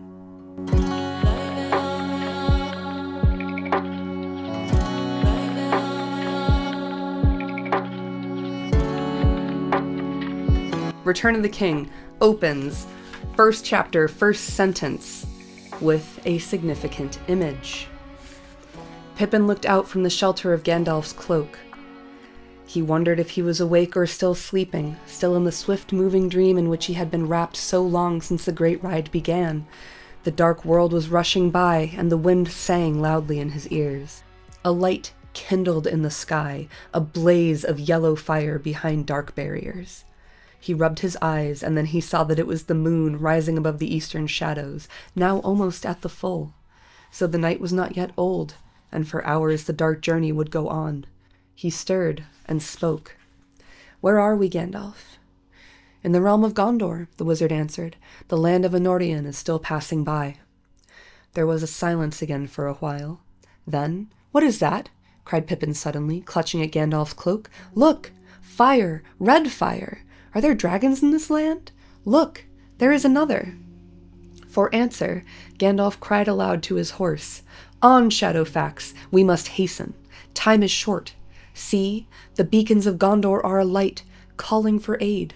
War is kindled." Remember that hastily jotted note of Tolkien's about a sheaf of lightning and Odo as a small figure with flying cloak on a horse with Gandalf? We finally get this image with Gandalf and Pippin on the way to Minas Tirith. As I just read, Pippin looks out from the shadow of Gandalf's cloak. He sees in the sky both a blaze of yellow fire and red fire. Tolkien had this flash of an idea super early in the drafting process, and it finally comes to fruition in the opening chapter of Book 5. So much came to him in like snatches and images. As Christopher notes in The History of Middle-earth, "As I have said, it is deeply characteristic that these scenes emerged at once in the clear and memorable form that was never changed, but that their bearing and significance would afterwards be enormously enlarged. The event, one might say, was fixed, but its meaning capable of indefinite extension, and this is seen over and over again as a prime mark of my father's writing." So in this passage, Christopher is not directly referencing the sheaf of lightning, small figure with flying cloak, but I think it's important that their bearing and significance would afterwards be enormously enlarged. The event was fixed, but its meaning was capable of indefinite extension, and this is seen over and over again as a prime mark of my father's writing. It matters not to me that in the note, the hobbit's name is Odo, or that the sheaf of lightning is the moon, or the flaming beacons, but that it's a little hobbit on a horse with Gandalf amid sudden and intense light. And that's an image that came to Tolkien that he had to jot down before he forgot. That's how a lot of the text was composed and how it came to him. And it seems to me that a lot of the important elements of the story came about this way. So I just love that we get this full circle moment with Pippin here. I think it's significant that this early image that came to Tolkien is realized in the text with Pippin. Odo's energy is one of the intangible but essential elements of what makes the story good, and even though Odo was written out, that energy survives and lives on into the final text in the form of Pippin. Like, Odo is still here and has been the whole time. So, as they ride, Gandalf and Pippin chat a bit. When they cross the gates into the realm of Gondor, Gandalf introduces Pippin to the guards as a very valiant man, which is hilarious to everyone present. And as they approach the city, Pippin is impressed by the White City in the realm of men. Even as Pippin gazed in wonder, the walls passed from looming gray to white, blushing faintly in the dawn, and suddenly the sun climbed over the eastern shadow and sent forth a shaft that smote the face of the city.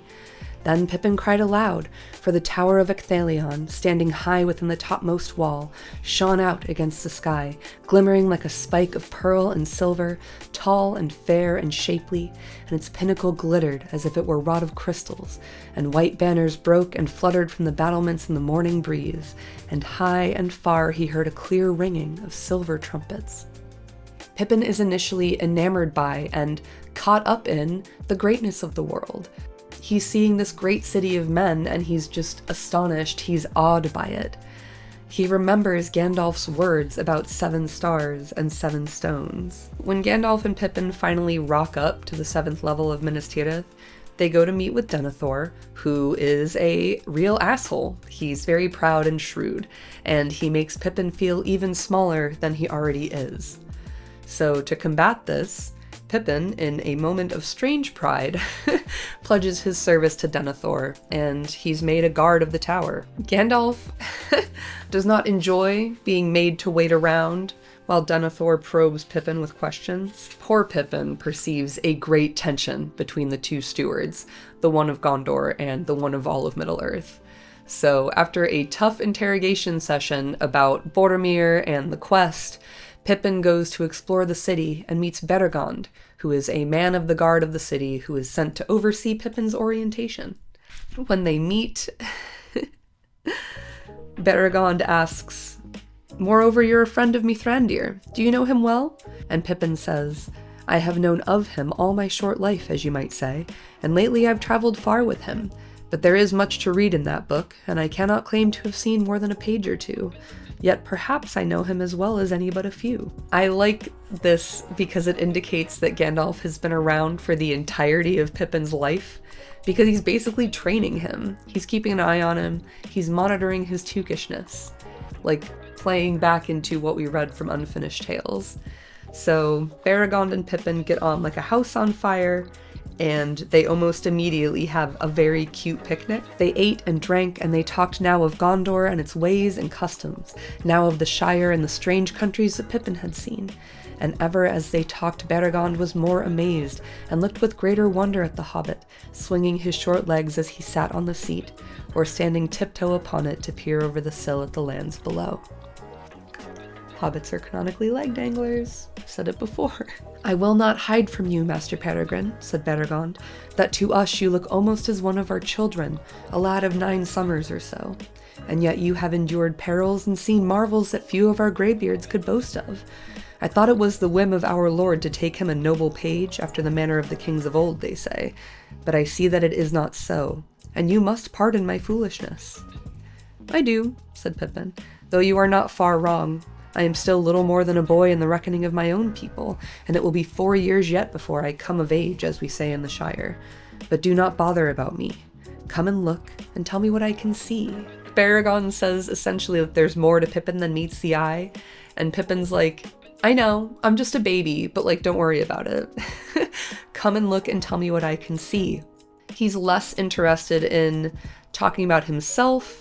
He wants to share his experience with Beregond, but he's humble. His hobbit nature is shining through here. He's a humble hobbit, absolutely riddled with Tookishness. He's more curious about what he's looking at than he cares about showing off to Beregond, and that's just my fucking boy. He's the best. After hanging out with Beregond, Pippin learns that he has a new nickname in the city, and he's not super into it. Pippin was very welcome. There had already been much talk in the citadel about Mithrandir's companion and his long closeting with the Lord, and rumor declared that a prince of the halflings had come out of the north to offer allegiance to Gondor and 5,000 swords. And some said that when the riders came from Rohan, each would bring behind him a halfling warrior, small maybe, but doughty. Though Pippin had regretfully to destroy this hopeful tale, he could not be rid of his new rank, only fitting, men thought, for one befriended by Boromir and honored by the Lord Denethor. As Pippin walks around, people stared much as he passed. To his face men were gravely courteous, saluting him after the manner of Gondor with bowed head and hands upon the breast. But behind him he heard many calls, as those out of doors cried to others within to come and see the Prince of the Halflings, the companion of Mithrandir. Many used some other tongue than the common speech, but it was not long before he learned at least what was meant by Ernil-y-Parayanath, and knew that his title had gone down before him into the city. Pippin doesn't love the nickname. He tries regretfully to destroy this hopeful tale, but he can't get rid of the nickname Prince of the Halflings. And the reason they call him that is pretty interesting and funny. We're going to take a very quick look at the appendices just while we're on this. So this is in the appendices, Appendix F on translation. Just stick with me. Hobbits indeed spoke for the most part a rustic dialect, whereas in Gondor and Rohan a more antique language was used, more formal and more terse. The Westron tongue made in the pronouns of the second person, and often in those of the third, a distinction, independent of number, between familiar and deferential forms. It was, however, one of the peculiarities of Shire usage that the deferential forms had gone out of colloquial use. They lingered only among the villagers, especially of the Westfarthing, who used them as endearments. This was one of the things referred to when people of Gondor spoke of the strangeness of Hobbit speech. Peregrin Took, for instance, in his first few days in Minas Tirith, used the familiar for people of all ranks, including the Lord Denethor himself. This may have amused the aged steward, but it must have astonished his servants. No doubt this free use of familiar forms helped to spread the popular rumor that Peregrin was a person of very high rank in his own country. Which, is true. He's next in line to be the Thane of the Shire, but no one in Minas Tirith could have known that. They call him the Prince of the Halflings because he speaks familiarly with Denethor, and I just fucking love that even Pippin is a vessel for Tolkien's linguistic geekery. I just love it. So, after wandering around in the city for a bit, Pippin happens upon Bergil, Beregond's son, and almost immediately offers to kill this child. "Greetings," said the lad. "Where do you come from? You are a stranger in the city." "I was," said Pippin, "but they say I have become a man of Gondor." "Oh, come," said the lad, "then we are all men here. But how old are you, and what is your name? I am 10 years already, and shall soon be 5 feet. I'm taller than you. But then my father is a guard, one of the tallest. What is your father?" "Which question shall I answer first?" said Pippin. "My father farms the lands round Whitwell, near Tuckborough in the Shire. I am nearly 29, so I passed you there, though I am but 4 feet, and not likely to grow any more, save sideways." 29, said the lad, and whistled. "Why, you are quite old as my Uncle Yorlis. Still," he added hopefully, "I wager I could stand you on your head, or lay you on your back." "Maybe you could if I let you," said Pippin with a laugh, "and maybe I could do the same to you. We know some wrestling tricks in my little country, where, let me tell you, I am considered uncommonly large and strong, and I have never allowed anyone to stand me on my head. So if it came to a trial and nothing else would serve, I might have to kill you." "For when you are older, you will learn that folk are not always what they seem, and that you may have taken me for a soft stranger lad and easy prey. Let me warn you, I am not. I am a halfling, hard, bold, and wicked."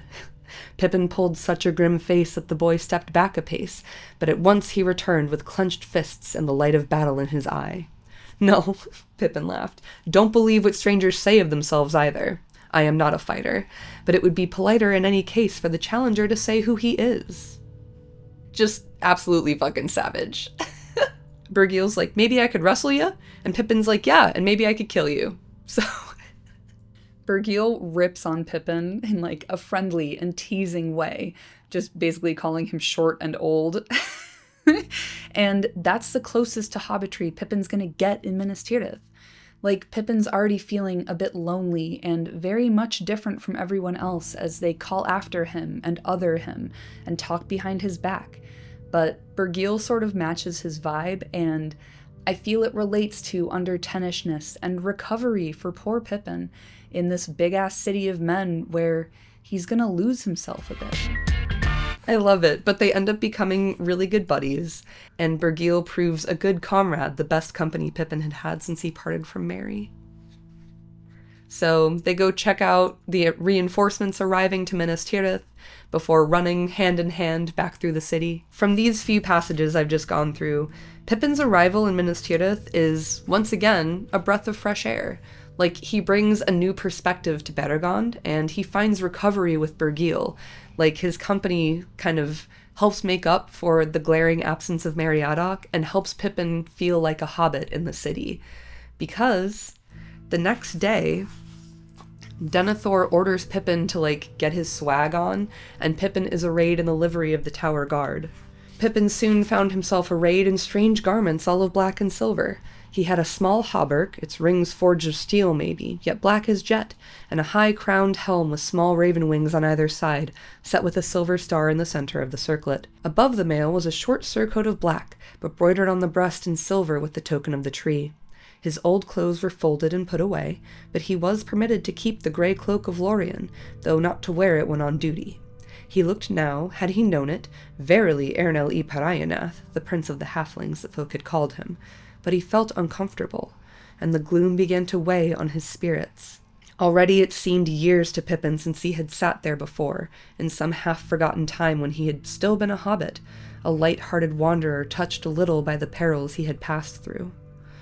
In some other time and place Pippin might have been pleased with his new array, but he knew now that he was taking part in no play. He was, in deadly earnest, the servant of a grim master in the greatest peril. So he had sat there before in some half-forgotten time when he had still been a hobbit. Pippin is suddenly not a hobbit anymore, as he's weighed down by the peril of the high and beautiful city of men, in which he is just one small soldier. Just like how Merry loved mountains, or thought he loved them, Pippin is being borne down by the insupportable weight of Middle-earth. Like, when Pippin's in the service of Denethor, doom and gloom weigh on his heart. He's finally realizing the gravity of the situation, and Denethor's attitude really cramps his style. Like, Denethor's treatment of his only remaining alive son also doesn't help. A little bit later on, Faramir is sent away by Denethor and then comes back nearly dead. He's lying, essentially dying, and Denethor is not doing anything about it. No hours so dark had Pippin known, not even in the clutches of the Uruk-hai.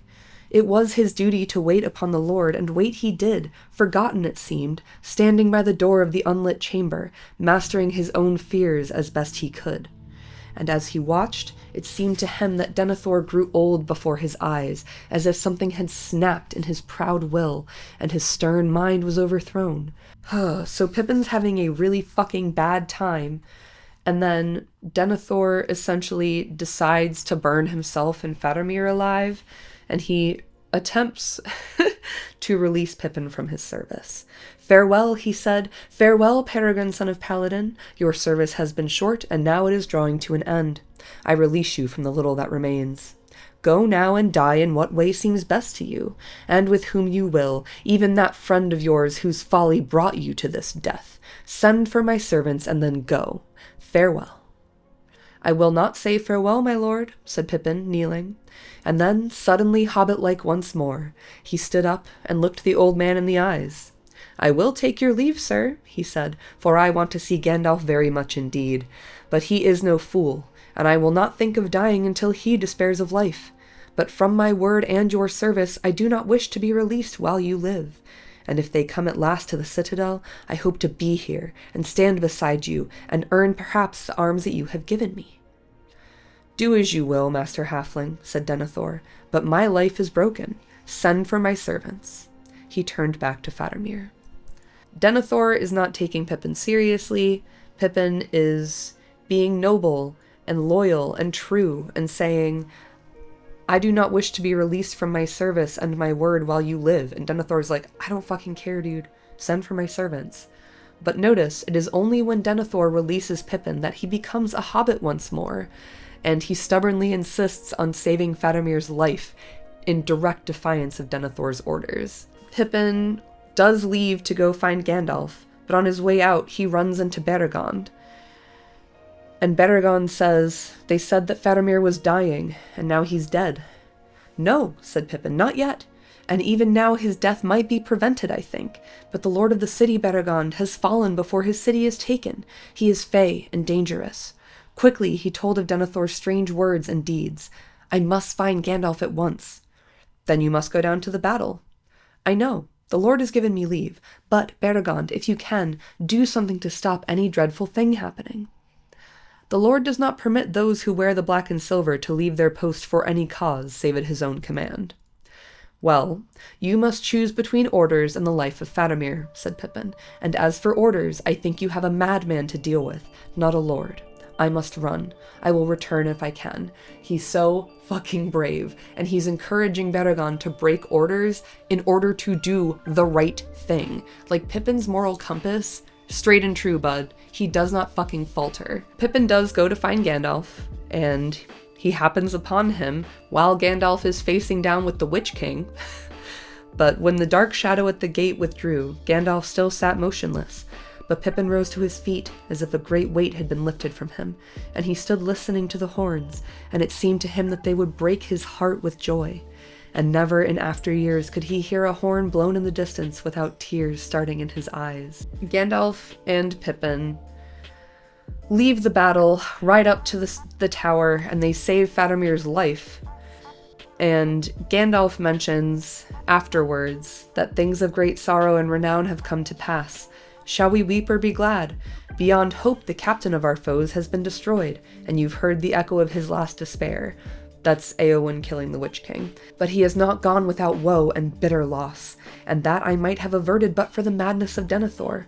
So long has the reach of our enemy become. Alas, but now I perceive how his will was able to enter into the very heart of the city.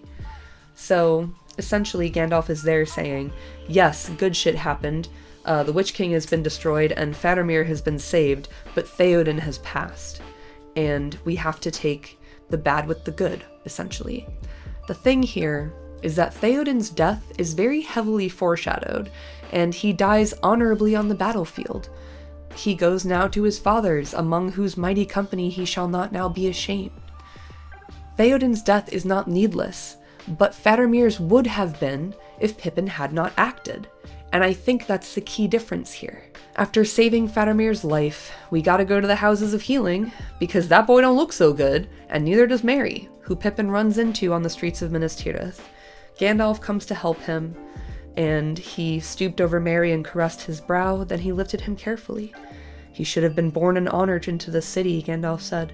He has well repaid my trust, for if Elrond had not yielded to me, neither of you would have set out, and then far more grievous would the evils of this day have been. And I think there, Gandalf is referring both to the fact that Merry helped to kill the Witch King, and also that Pippin grabbed Gandalf from the battle and had him save Faramir's life. Right? Witch King might not have been destroyed, and Denethor might have successfully killed himself and Faramir if Merry and Pippin weren't involved. So, I think that's significant. So, when Aragorn shows up to the Houses of Healing, Pippin greets him. Aragorn entered first and the others followed, and there at the door were 2 guards in the livery of the citadel, one tall, but the other scarce the height of a boy, and when he saw them, he cried aloud in surprise and joy. "Strider, how splendid! Do you know, I guessed it was you in the black ships, but they were all shouting Corsairs and wouldn't listen to me. How did you do it?" Aragorn laughed and took the hobbit by the hand. "Well met indeed," he said, "but there is not time yet for travelers' tales." But Imrahil said to Eomer, "Is it thus that we speak to our kings? Yet maybe he will wear his crown in some other name." And Aragorn, hearing him, turned and said, "Verily, for in the high tongue of old I am Elessar, the Elfstone, and Invenyatar, the Renewer." And he lifted from his breast the green stone that lay there. "But Strider shall be the name of my house, if that be ever established. In the high tongue it will not sound so ill, and Telcontar I will be, and all the heirs of my body." Firstly, you know I love Pippin, like, showing up, grabbing Strider's hand and being like, "Hey bud, how you been?" It's so cute. But I also love that Pippin calls him Strider, and this is wild to Prince Imrahil, but Aragorn leans in, and he says he'll call his house Telcontar, which is Strider in Quenya. So I might be reaching here, but I feel like Pippin kind of gave him that idea or reinforced that idea by continuing to call him Strider in polite company, kind of reminding him of where he came from and what his roots are. Like, yes, he is the heir of Isildur, but he's also a ranger, and he's also best friends with 4 particular hobbits who met him and know him as Strider. He carries that name, Strider, Telcontar, with him into his kingship, and that just feels significant to me. After Merry is brought to the houses, he gets that good Etheles administered, and he gets those healing hands of the king. He wakes up, and he gets to hang out with Pippin for 5 fucking minutes. Pippin remained behind, and talks about Aragorn. Was there ever anyone like him, he said, except Gandalf, of course. I think they must be related. My dear ass, your pack is lying by your bed, and you had it on your back when I met you. He saw it all the time, of course. And anyway, I have some stuff of my own. Come on now, Longbottom Leaf it is. Fill up while I run and see about some food, and then let's be easy for a bit. Dear me, we Tooks and Brandybucks, we can't live long on the heights. No, said Merry, I can't. Not yet at any rate. But at least, Pippin, we can now see them and honor them. It is best to love first what you're fitted to love, I suppose. You must start somewhere and have some roots, and the soil of the Shire is deep. Still, there are things deeper and higher, and not a gaffer could tend his garden in what he calls peace but for them, whether he knows about them or not. I am glad that I know about them a little. But I don't know why I'm talking like this. Where is that leaf? And get my pipe out of my pack if it isn't broken. Pippin says we can't live long on the heights because he now knows what they're really like, and they can see them and honor them. Merry and Pippin are learning about the greatness of the world and appreciating it. There are things deeper and higher, and not a gaffer could tend his garden in what he calls peace but for them. I am glad that I know about them a little. They're indulging that Tookishness and that ancestral memory. They're demonstrating in real time that Gandalf's efforts to remind hobbits of their history are working just splendidly on Merry and Pippin. So in the meantime, while Merry and Éowyn and Faramir are in the Houses of Healing, it is decided to have one last blowout at the Black Gate of Mordor to provide a distraction from what is hopefully the final sprint of Frodo and Sam up the mountain and into the lava observation area. So Merry and Faramir and Éowyn stay behind, and Pippin rides to the Morannon with Gandalf and Aragorn and Legolas and Gimli and Beregond and Prince Imrahil and all the guys. They entreat with the messenger of Sauron, who tries to make them a deal, and Gandalf utterly refuses, and Pippin despairs. He thinks all is forsaken, that Frodo is utterly fucked, that the quest has failed, but he doesn't turn back or blanch. He does his best. Pippin had bowed, crushed with horror, when he heard Gandalf reject the terms and doom Frodo to the torment of the tower. But he had mastered himself, and now he stood beside Beregond in the front rank of Gondor with Imrahil's men, for it seemed best to him to die soon and leave the bitter story of his life, since all was in ruin. I wish Merry was here, he heard himself saying, and quick thoughts raced through his mind, even as he watched the enemy come charging to the assault. Well, well, now at any rate I understand poor Denethor a little better. We might die together, Merry and I, and since die we must, why not? Well, as he is not here, I hope he'll find an easier end. But now I must do my best. He drew his sword and looked at it, and the intertwining shapes of red and gold, and the flowing characters of Numenor glinted like fire upon the blade. This was made for just such an hour, he thought. If only I could smite that foul messenger with it, then almost I should draw level with old Merry. Well, I'll smite some of this beastly brood before the end. I wish I could see cool sunlight and green grass again. Then, even as he thought these things, the first assault crashed into them. The orcs, hindered by the mires that lay before the hills, halted and poured their arrows into the defending ranks. But through them there came striding up, roaring like beasts, a great company of hill trolls out of Gogoroth. Taller and broader than men they were, and they were clad only in close-fitting mesh of horny scales, or maybe that was their hideous hide, but they bore round bucklers huge and black, and wielded heavy hammers in their knotted hands. Reckless, they sprang into the pools and waded across, bellowing as they came. Like a storm, they broke upon the line of men of Gondor, and beat upon helm and head, and arm and shield, as smiths hewing at the hot bending iron.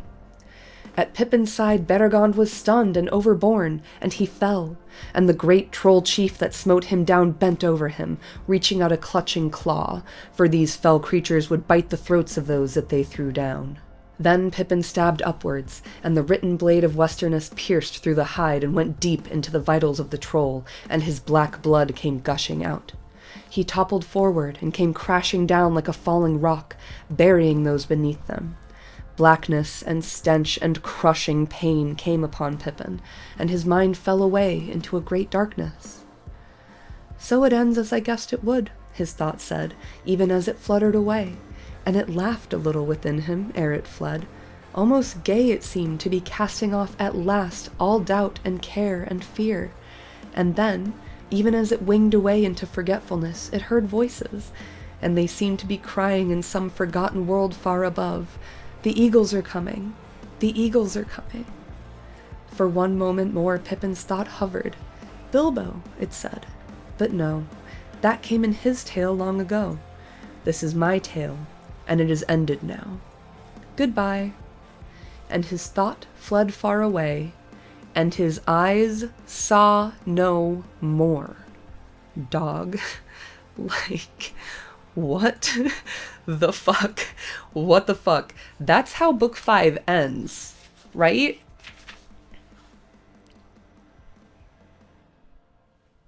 Why does nobody ever talk about this? Why does nobody ever talk about the death scene cliffhanger at the end of book 5 for Pippin?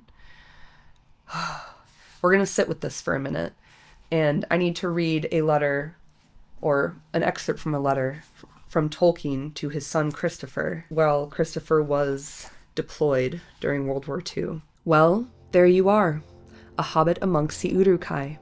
Keep up your hobbitry in heart, and think that all stories feel like that when you are in them. So in this letter, it's the mention of hobbitry that suggests to me that it was an ongoing, kind of lifelong inside joke between Tolkien and his children, or at least between Tolkien and Christopher. Tolkien himself identified with hobbits, and he also seems to associate Christopher with hobbits too, and especially Pippin, a hobbit amongst the Uruk-hai. Pippin's presence in the story is the end result of Christopher wanting Odo kept, after all. Now, I am not saying that Pippin equals Christopher or anything like that. I am, however, saying that Pippin's energy and vibe embody that which Tolkien, and to a certain extent also his boy Christopher, found amusing and pleasurable. The invocation of hobbitry as the thing that makes hobbits so lighthearted and resilient in their lightheartedness is important here. Hobbits engage in hobbitry whenever they get the chance, and it keeps the tone and their hearts light. They are not minimizing the situation, they're framing it in a way that makes it manageable for them, just like Merry and Pippin talking lightly in hobbit fashion as they entered Fangorn Forest. Tolkien here is encouraging his son to keep his chin up, reminding him that there's a light at the end of the tunnel, and wishing him hope and good cheer, all through the lens of hobbits, particularly one of the ones amongst the Uruk-hai. And as for the rest of this excerpt, all stories feel like that when you are in them. Pippin is in his own story, but he's thinking about Bilbo's, and his heart is joyful even in his final moments. And in Tolkien's letter to Christopher, when he says all stories feel like that when you are in them, it implies the end of the story, the point at which it becomes a tale to tell when it's in the rearview mirror. It's a story, right? You live to tell it.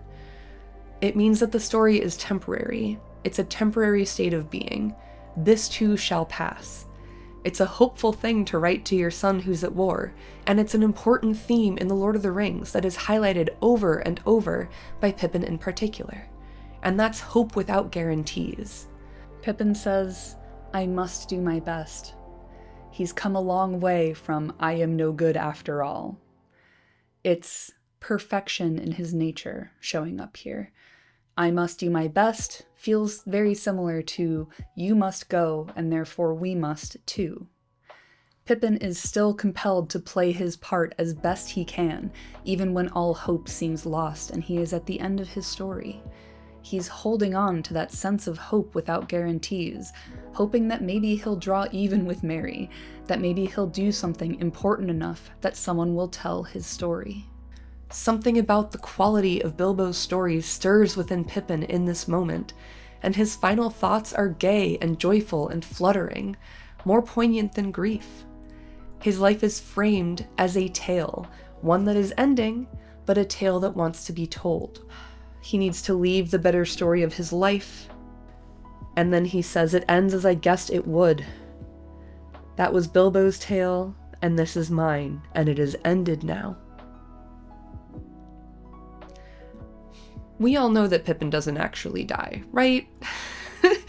This is foreshadowed throughout the rest of the text up to this point, and I read that passage earlier about how Pippin couldn't hear the sound of trumpets without crying, essentially, until the end of his days. Pippin appears in the prologue of the book, like, we know he doesn't die actually, but I did not fucking remember that the first few times I read this book, and I was devastated when book 5 ended with Pippin's little death scene cliffhanger. I thought my boy was really most sincerely dead for 3.5 chapters. But we do get to the field of Cormallen. Gandalf bids Frodo and Sam go to sleep. Gimli says, not only Sam and Frodo here, but you too, Pippin. I love you, if only because of the pains you have cost me, which I shall never forget. Nor shall I forget finding you on the hill of the last battle. But for Gimli the dwarf, you would have been lost then. But at least I know now the look of a hobbit's foot, though it be all that can be seen under a heap of bodies. And when I heaved that great carcass off you, I made sure you were dead. I could have torn out my beard, and it is only a day yet since you were first up and abroad again. To bed now you go, and so shall I. Gimli saved Pippin's whole ass. You're gonna be okay. I'm gonna save your life here. And that might be his way of paying off his debt to Pippin for giving him a pipe. At any rate, we all need a friend like Gimli. But Pippin's death scene felt so final, so crushing, so completely tragic. It's absolutely wild that he survived. That's kind of its own little Eucatastrophe, isn't it? That Pippin lives through it, despite all odds. Pippin pulled off the ultimate Eucatastrophe, which is the escape from death. And this operates on multiple levels. In the story itself, Pippin somehow scrapes by with his life after being crushed under the body of a hill troll he killed. He escapes death. But in the metatext, he also pulls it off, in that Tolkien did indeed intend to completely kill Pippin off. He says in the History of Middle-earth, if one of the hobbits is to be slain, it should be the cowardly Pippin doing something brave. He wrote it down. He was thinking about it, but he ultimately couldn't bring himself to do it. Because Pippin's a hobbit after all. They're hard to kill, and they have this refusal of their nature and reason at the last pinch to compromise or submit. Was it the association with his son Christopher, who wanted Pippin's energy in the story, who was a hobbit amongst the Uruk-hai, who was in his very own story? Whatever it was, Tolkien could not get Pippin's stubborn ass out of the story no matter how hard he tried. Pippin beats death both in the text and in the metatext. And I think part of this is that Tolkien couldn't bring himself to kill Pippin off because there was some association of Pippin's energy and Christopher's fondness for it that Tolkien found essential. So Tolkien couldn't remove Odo from the drafts. He couldn't remove the Took character at all, as is said in History of Middle-earth, The Treason of Isengard. If the Took is got rid of, then there would be no Took at all. My father would have left himself with a Baggins, a Boffin, a Brandybuck, and a Gamgee. And we can't be having that. He couldn't leave Odo or Pippin behind at Crickhollow. He couldn't leave him behind at Rivendell. He couldn't kill him off. He can't get rid of the unquenchable cheerfulness of Pippin. This reinforces to me Pippin's foundational significance to the overall vibe and the success of not only the quest, but of the tone and energy of the story itself, in making it pleasurable for Tolkien, for his children, and for us as readers.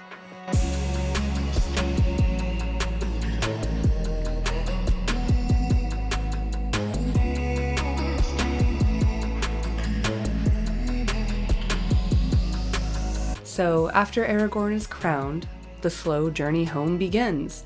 They stop at all of their favorite spots and say bye to all their pals, like a little farewell tour.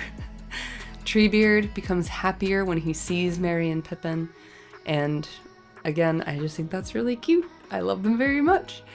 Along the way, Aragorn reminds Pippin of his oath, which Denethor tried to release him from, but Pippin didn't want to be released. I think Aragorn respects this and shows his appreciation for Pippin's sincere dedication to his oath by reminding him of it and holding him to it. They run into Saruman along the way, who is having a terrible time, and he's dragging Wormtongue around with him. Saruman heavily hints at getting revenge. Like, the hobbits fucked up his home, so why shouldn't he fuck up their home? The hobbits essentially are like, and head to Bree, where Butterbur lets them know that things are not, and have not been, very great since they left. It's like a bit of the bad old times tales tell of, I say. It isn't safe on the road and nobody goes far, and folk lock up early. We have to keep watchers all round the fence and put a lot of men on the gates at nights. Well, no one troubled us, said Pippin, and we came along slowly and kept no watch. We thought we'd left all trouble behind us. Ah, that you haven't, master, more's the pity, said Butterbur, but it's no wonder they left you alone. They wouldn't go for armed folk with swords and helmets and shields and all. Make them think twice, that would. And I must say it put me aback a bit when I saw you. Then the hobbits suddenly realized that people had looked at them with amazement, not out of surprise at their return so much as in wonder at their gear. They themselves had become so used to warfare and to riding in well-arrayed companies that they had quite forgotten that the bright mail peeping from under their cloaks, and the helms of Gondor and the Mark, and the fair devices on their shields would seem outlandish in their own country. Their ennoblement is visible, it's very obvious, and the gravity of the change in them hits hard at this point. So they continue on the road from Bree to the Shire, and Gandalf lets them know that he's got business with Bombadil and will not be coming to the Shire just yet. Gandalf says, "You've forgotten Saruman. He began to take an interest in the Shire before Mordor did." "Well, we've got you with us," said Merry, "so things will soon be cleared up." "I am with you at present," said Gandalf, "but soon I shall not be. I am not coming to the Shire. You must settle its affairs yourselves. This is what you have been trained for. Do you not yet understand? My time is over. It is no longer my task to set things to rights, nor to help folk to do so. And as for you, my dear friends, you will need no help. You are grown up now, grown indeed very high. Among the great you are, and I have no longer any fear at all for any of you." This is making very obvious and clear the ennoblement of all of the hobbits, right? You are grown up now, grown indeed very high. Among the great you are. And I have no longer any fear at all for any of you. Gandalf. Like, he has been training them, he has been looking after them. And he's no longer afraid of what might happen to them, because they can handle it. But this is what you've been trained for? Like, making it so clear that he was basically preparing them all along. So Gandalf leaves them to it. I don't claim. I'm not clean. Okay? I don't claim. I'm not clean. Okay? I don't claim. I'm not clean. Okay? I don't claim. I'm not clean.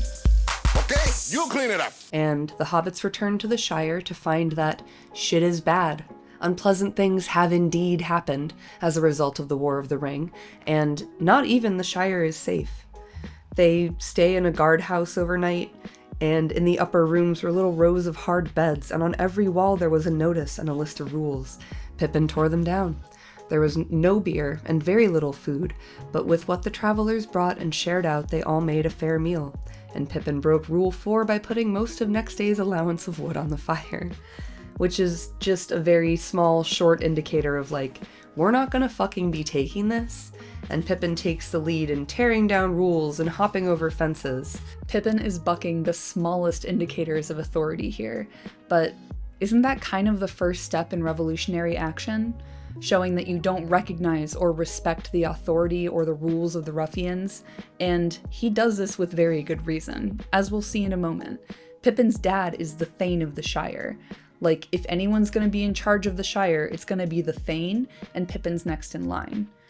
So these little things demonstrate both to the ruffians and to the hobbits of the Shire that Sharky's rule of law is illegitimate and won't be lasting much longer. Pippin continues to show the ruffians that he's not fucking playing when the travelers are confronting the ruffians, and Frodo says to one of them, "Your precious master is a beggar in the wilderness," speaking of Saruman. The man stared at him and smiled. "A beggar in the wilderness?" he mocked. "Oh, is he indeed? Swagger it, my little cock-a-whoop. But that won't stop us living in this fat little country where you've lazed long enough. And," he snapped his fingers in Frodo's face, "king's messengers? That's for them. When I see one, I'll take notice, perhaps." This was too much for Pippin. His thoughts went back to the field of Cormallen, and here was a squint-eyed rascal calling the ring-bearer little cock-a-whoop. He cast back his cloak, flashed out his sword, and the silver and sable of Gondor gleamed on him as he rode forward. "I am a messenger of the king," he said. "You are speaking to the king's friend, and one of the most renowned in all the lands of the West. You are a ruffian and a fool. Down on your knees in the road and ask pardon, or I will set this troll's bane in you." The ruffians gave back. Scaring Breland peasants and bullying bewildered hobbits had been their work. Fearless hobbits with bright swords and grim faces were a great surprise, and there was a note in the voices of these newcomers that they had not heard before. It chilled them with fear. Ooh, I love it. Also, I like that Pippin has named his sword Troll's Bane. That fucking rules, dude. So after the ruffian is like, "King's messenger, I'll believe it when I see it," Pippin identifies himself as a messenger of the king and demonstrates his nobility here. He and the other travelers are very well equipped to deal with the ruffians, and they are not opposed to fighting. In the video about Merry, we looked at Frodo's unwillingness to fight, and Merry's more realistic perspective, that the ruffians started it and the hobbits can finish it. He is not 100% correct here, as we learn when the travelers head to Farmer Cotton's to get the rundown, and Merry asks if the ruffians have any weapons. And Cotton says whips, knives, and clubs, enough for their dirty work. That's all they've showed so far. But I dare say they've got other gear if it comes to fighting. Some have bows anyway. They've shot one or two of our folk. "There you are, Frodo," said Merry. "I knew we should have to fight. Well, they started the killing." "Not exactly," said Cotton. "Leastways not the shooting. Tooks started that. You see, your dad, Mr. Peregrin, he's never had no truck with this Lotho, not from the beginning. Said that if anyone was going to play the chief at this time of day, it would be the right Thane of the Shire and no upstart. And when Lotho sent his men, they got no change out of him. Tooks are lucky. They've got those deep holes in the green hills, the great smiles and all, and the ruffians can't come at 'em, and they won't let the ruffians come on their land. If they do, Tooks hunt 'em. Tooks shot 3 for prowling and robbing.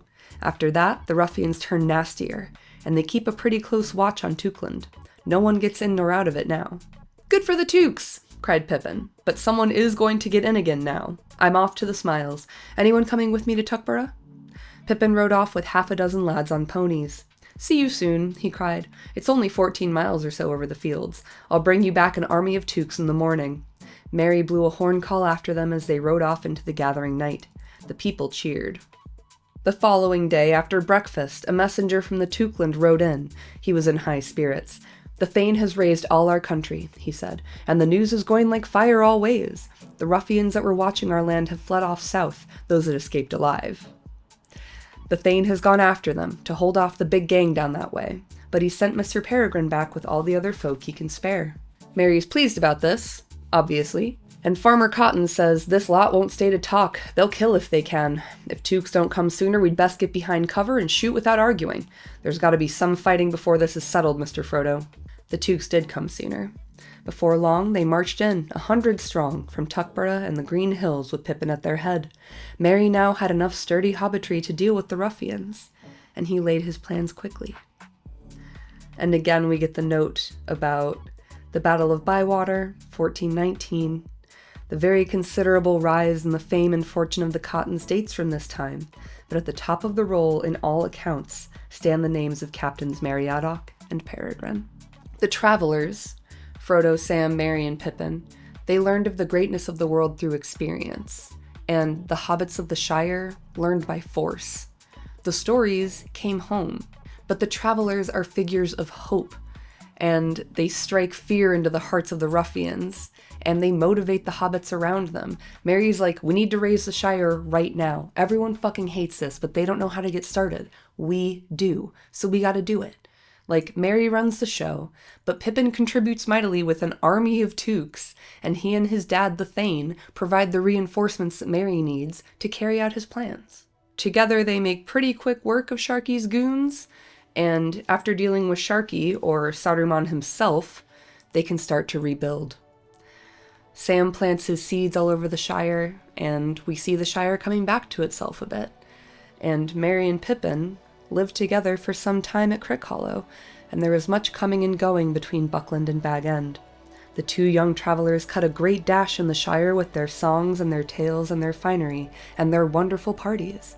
Lordly folk called them, meaning nothing but good, for it warmed all hearts to see them go riding by with their mail shirts so bright and their shields so splendid, laughing and singing songs of far away. And if they were now large and magnificent, they were unchanged otherwise, unless they were indeed more fair-spoken and more jovial and full of merriment than ever before.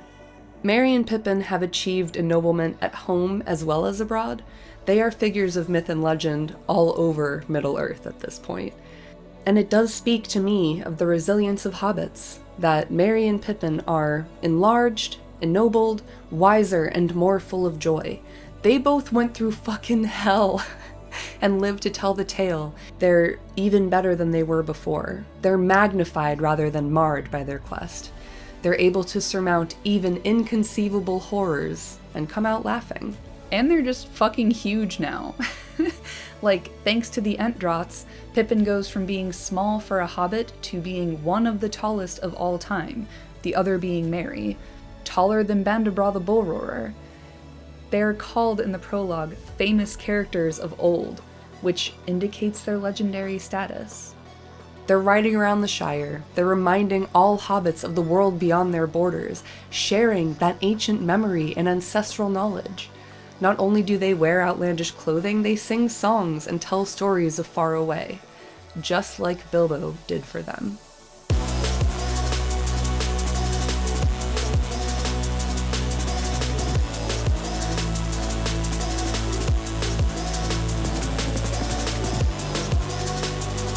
So that's the story of The Lord of the Rings and Pippin's role in it. There's a lot of stuff that I had to cut out and couldn't touch on here for time, but I really like the kind of full circle theme of stories, Bilbo's stories, being so important as a motivating factor for getting the hobbits out the door, keeping them going, and then bringing them back home so that they can share their own stories of far away. Like, it is the oral tradition of Middle-earth writ large, but it's also the fruition of Gandalf's desire to have hobbits understand their own internal potential, their ability for courage and bravery and resilience. I think it's fucking great. And after the War of the Ring, there's a few things that concern Pippin that we're going to have a look at real quick. In the note on the Shire records, we learn that at the end of the Third Age, the part played by the hobbits in the great events that led to the inclusion of the Shire in the reunited kingdom awakened among them a more widespread interest in their own history, and many of their traditions, up to that time still mainly oral, were collected and written down. The greater families were also concerned with events in the kingdom at large, and many of their members studied its ancient histories and legends. By the end of the 1st century of the Fourth Age, there were already to be found in the Shire several libraries that contained many historical books and records.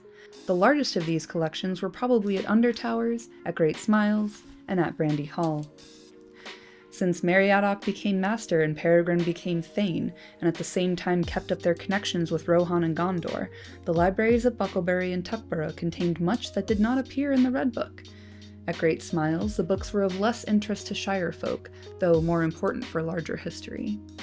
None of them was written by Peregrin, but he and his successors collected many manuscripts written by scribes of Gondor, mainly copies or summaries of histories or legends relating to Elendil and his heirs. Only here in the Shire were to be found extensive materials for the history of Númenor and the arising of Sauron. So after they become the heads of their families, Merry and Pippin helped to establish libraries in the Shire, and the one at Great Smiles in particular contains information about the history of the rest of Middle-earth. Like, Pippin collected a bunch of material and kept it at his family's home so that other hobbits could make use of it. And in this way, Merry and especially Pippin ultimately achieved Gandalf's objective to remind the hobbits of their own history and of the greatness of the world beyond their borders. They brought it home, and they ensured it would not be forgotten. So, in later years, Merry and Pippin retired to Gondor. In 1484, about 50 years after Pippin becomes Thane, in the spring of the year, a message came from Rohan to Buckland that King Eomer wished to see Master Holdwine once again. Meriadoc was then old, 102, but still hale. He took counsel with his friend the Thane, and soon after they handed over their goods and offices to their sons, and rode away over the Sarn Ford, and they were not seen again in the Shire. It was heard after that Master Meriadoc came to Edoras, and was with King Eomer before he died in that autumn. Then he and Thane Peregrin went to Gondor, and passed what short years were left to them in that realm, until they died and were laid in Rath Dinen among the great of Gondor. And then, many years later, about 60 years later, in this year, on March 1st in 1541, came at last the passing of King Elessar. It is said that the beds of Meriadoc and Peregrin were set beside the bed of the great king. So, Merry and Pippin go to Gondor, and Frodo and Sam go to the Undying Lands. None of the hobbits die in the Shire. They are grown very high indeed, and, as figures of myth and legend, their legacy extends beyond the Shire and into the realms of dwarves and men and elves. Gandalf wanted hobbits to learn of the wider world, and the wider world ended up learning a lot about hobbits in the process. Merry and Pippin are interred next to King Elessar, which cements their legacy and the legacy of all hobbits as having played an important role in the War of the Ring, as having troubled the councils of the wise and great to prodigiously beneficial effect. And their trip to Gondor is significant for another reason. We're going to go back to the Prologue of Fellowship and take a look at the note on the Shire records. This account of the end of the Third Age is drawn mainly from the Red Book of Westmarch. The original Red Book has not been preserved, but many copies were made, especially of the first volume, for the use of the descendants of the children of Master Samwise.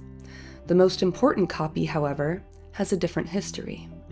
It was kept at Great Smiles, but it was written in Gondor, probably at the request of the great-grandson of Peregrin, and completed in Shire Reckoning 1592, or 4th Age 172. Its southern scribe appended this note: Findegil, King's writer, finished this work in 4th Age 172.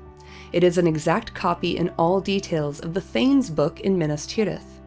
That book was a copy, made at the request of King Elessar, of the Red Book of the Paraiyanath, and was brought to him by the Thane Peregrin when he retired to Gondor in 4th Age 64.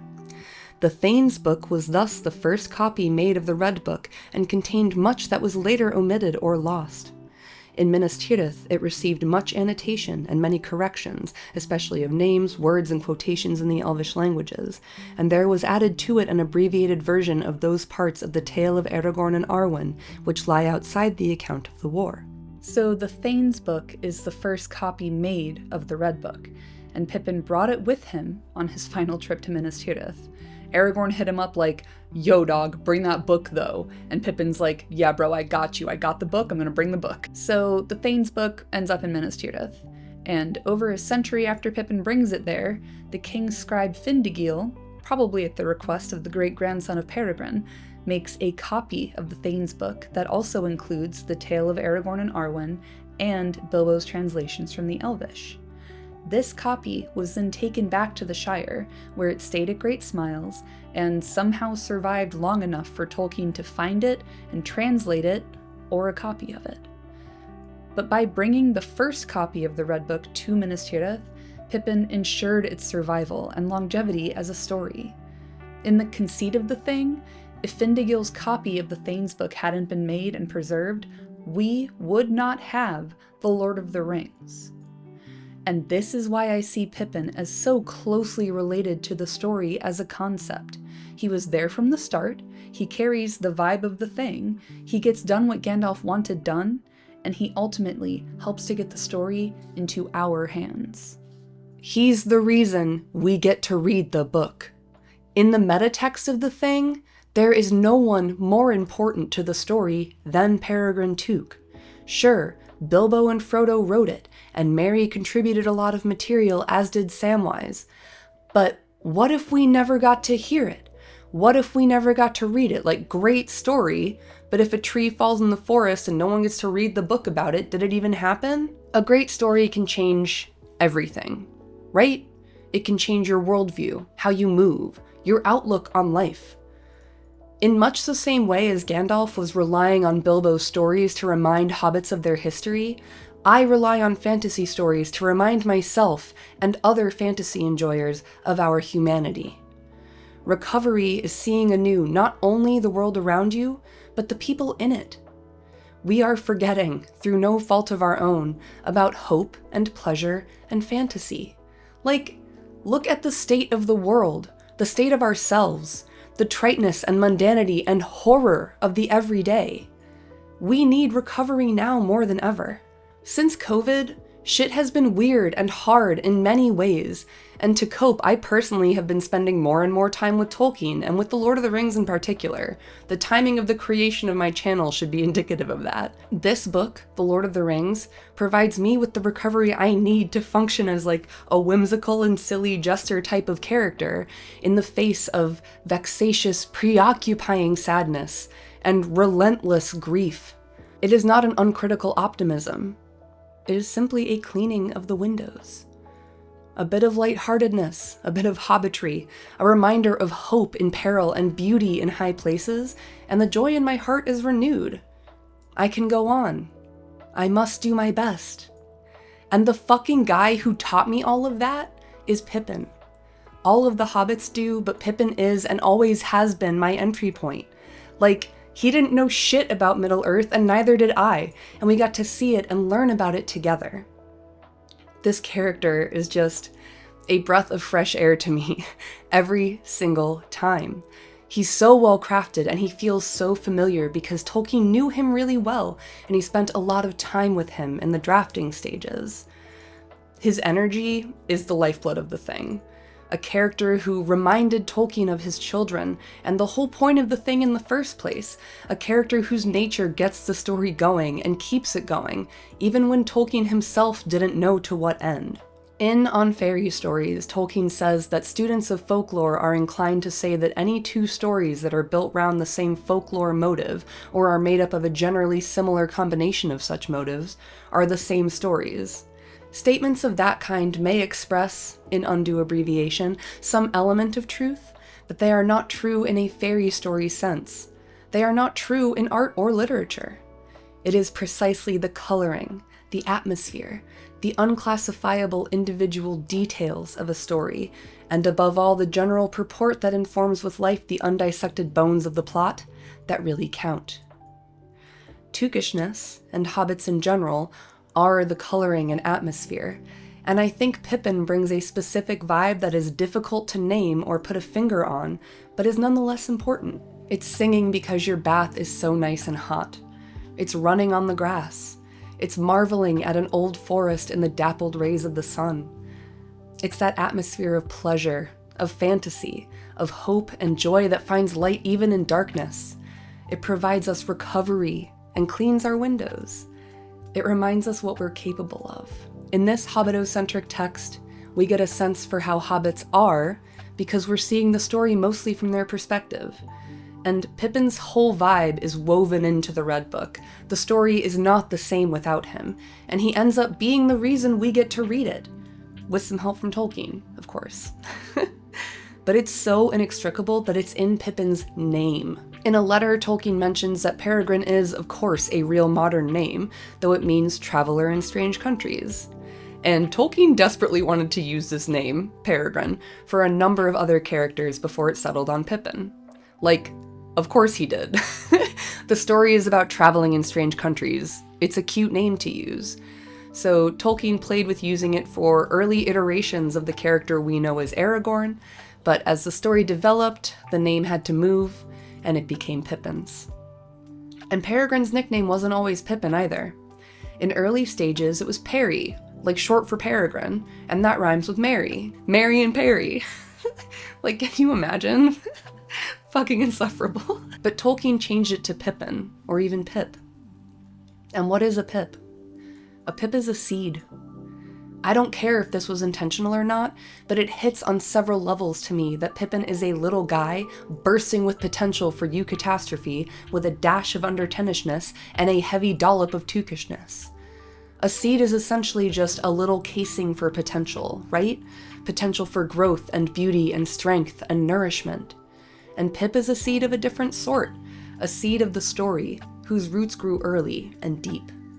He's there from the start as an embodiment of the energy that Tolkien's children found interesting, that Tolkien himself found pleasurable, that ends up essential to the spirit of the thing. Pippin's impulsiveness topples the dominoes of Eucatastrophe over and over throughout the story and demonstrates his perfection according to his Tookish nature. He is excellent because he is peculiarly adventurous, curious, and inspired. His actions drive the story forward, and even Tolkien couldn't keep a handle on him. Like, he tried to cut Pippin out of the story several times, and in fact intended to kill him, but simply could not. Couldn't get rid of him even when he tried. If that's not the stubborn refusal at the last pinch to compromise or submit, the uncomplaining courage and resilience of hobbits in action, I don't know what is.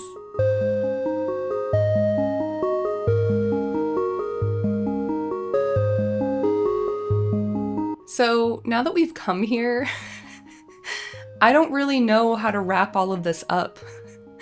Like I said at the beginning, there's a lot going on with Pippin, and it's hard to pin down and put a finger on. To me, he just carries the spirit of the thing. Like, I find his character magnetic. He's a grounding and friendly presence in a text that transports me to fantasy every time I pick it up.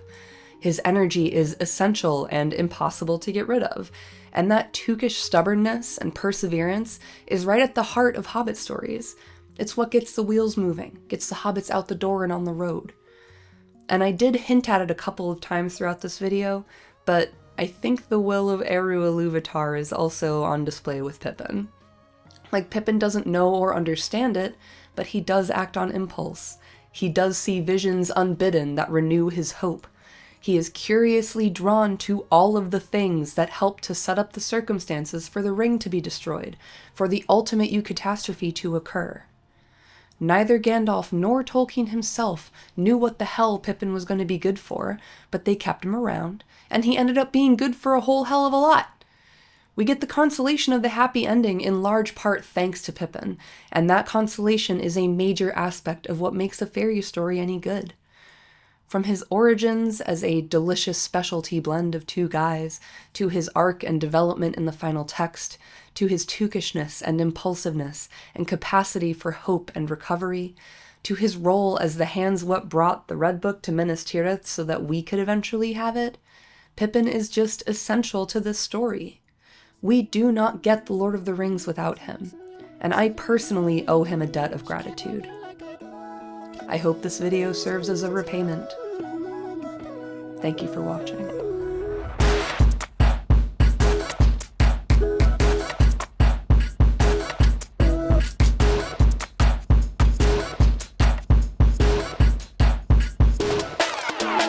You've lost your goddamn mind, Charlie!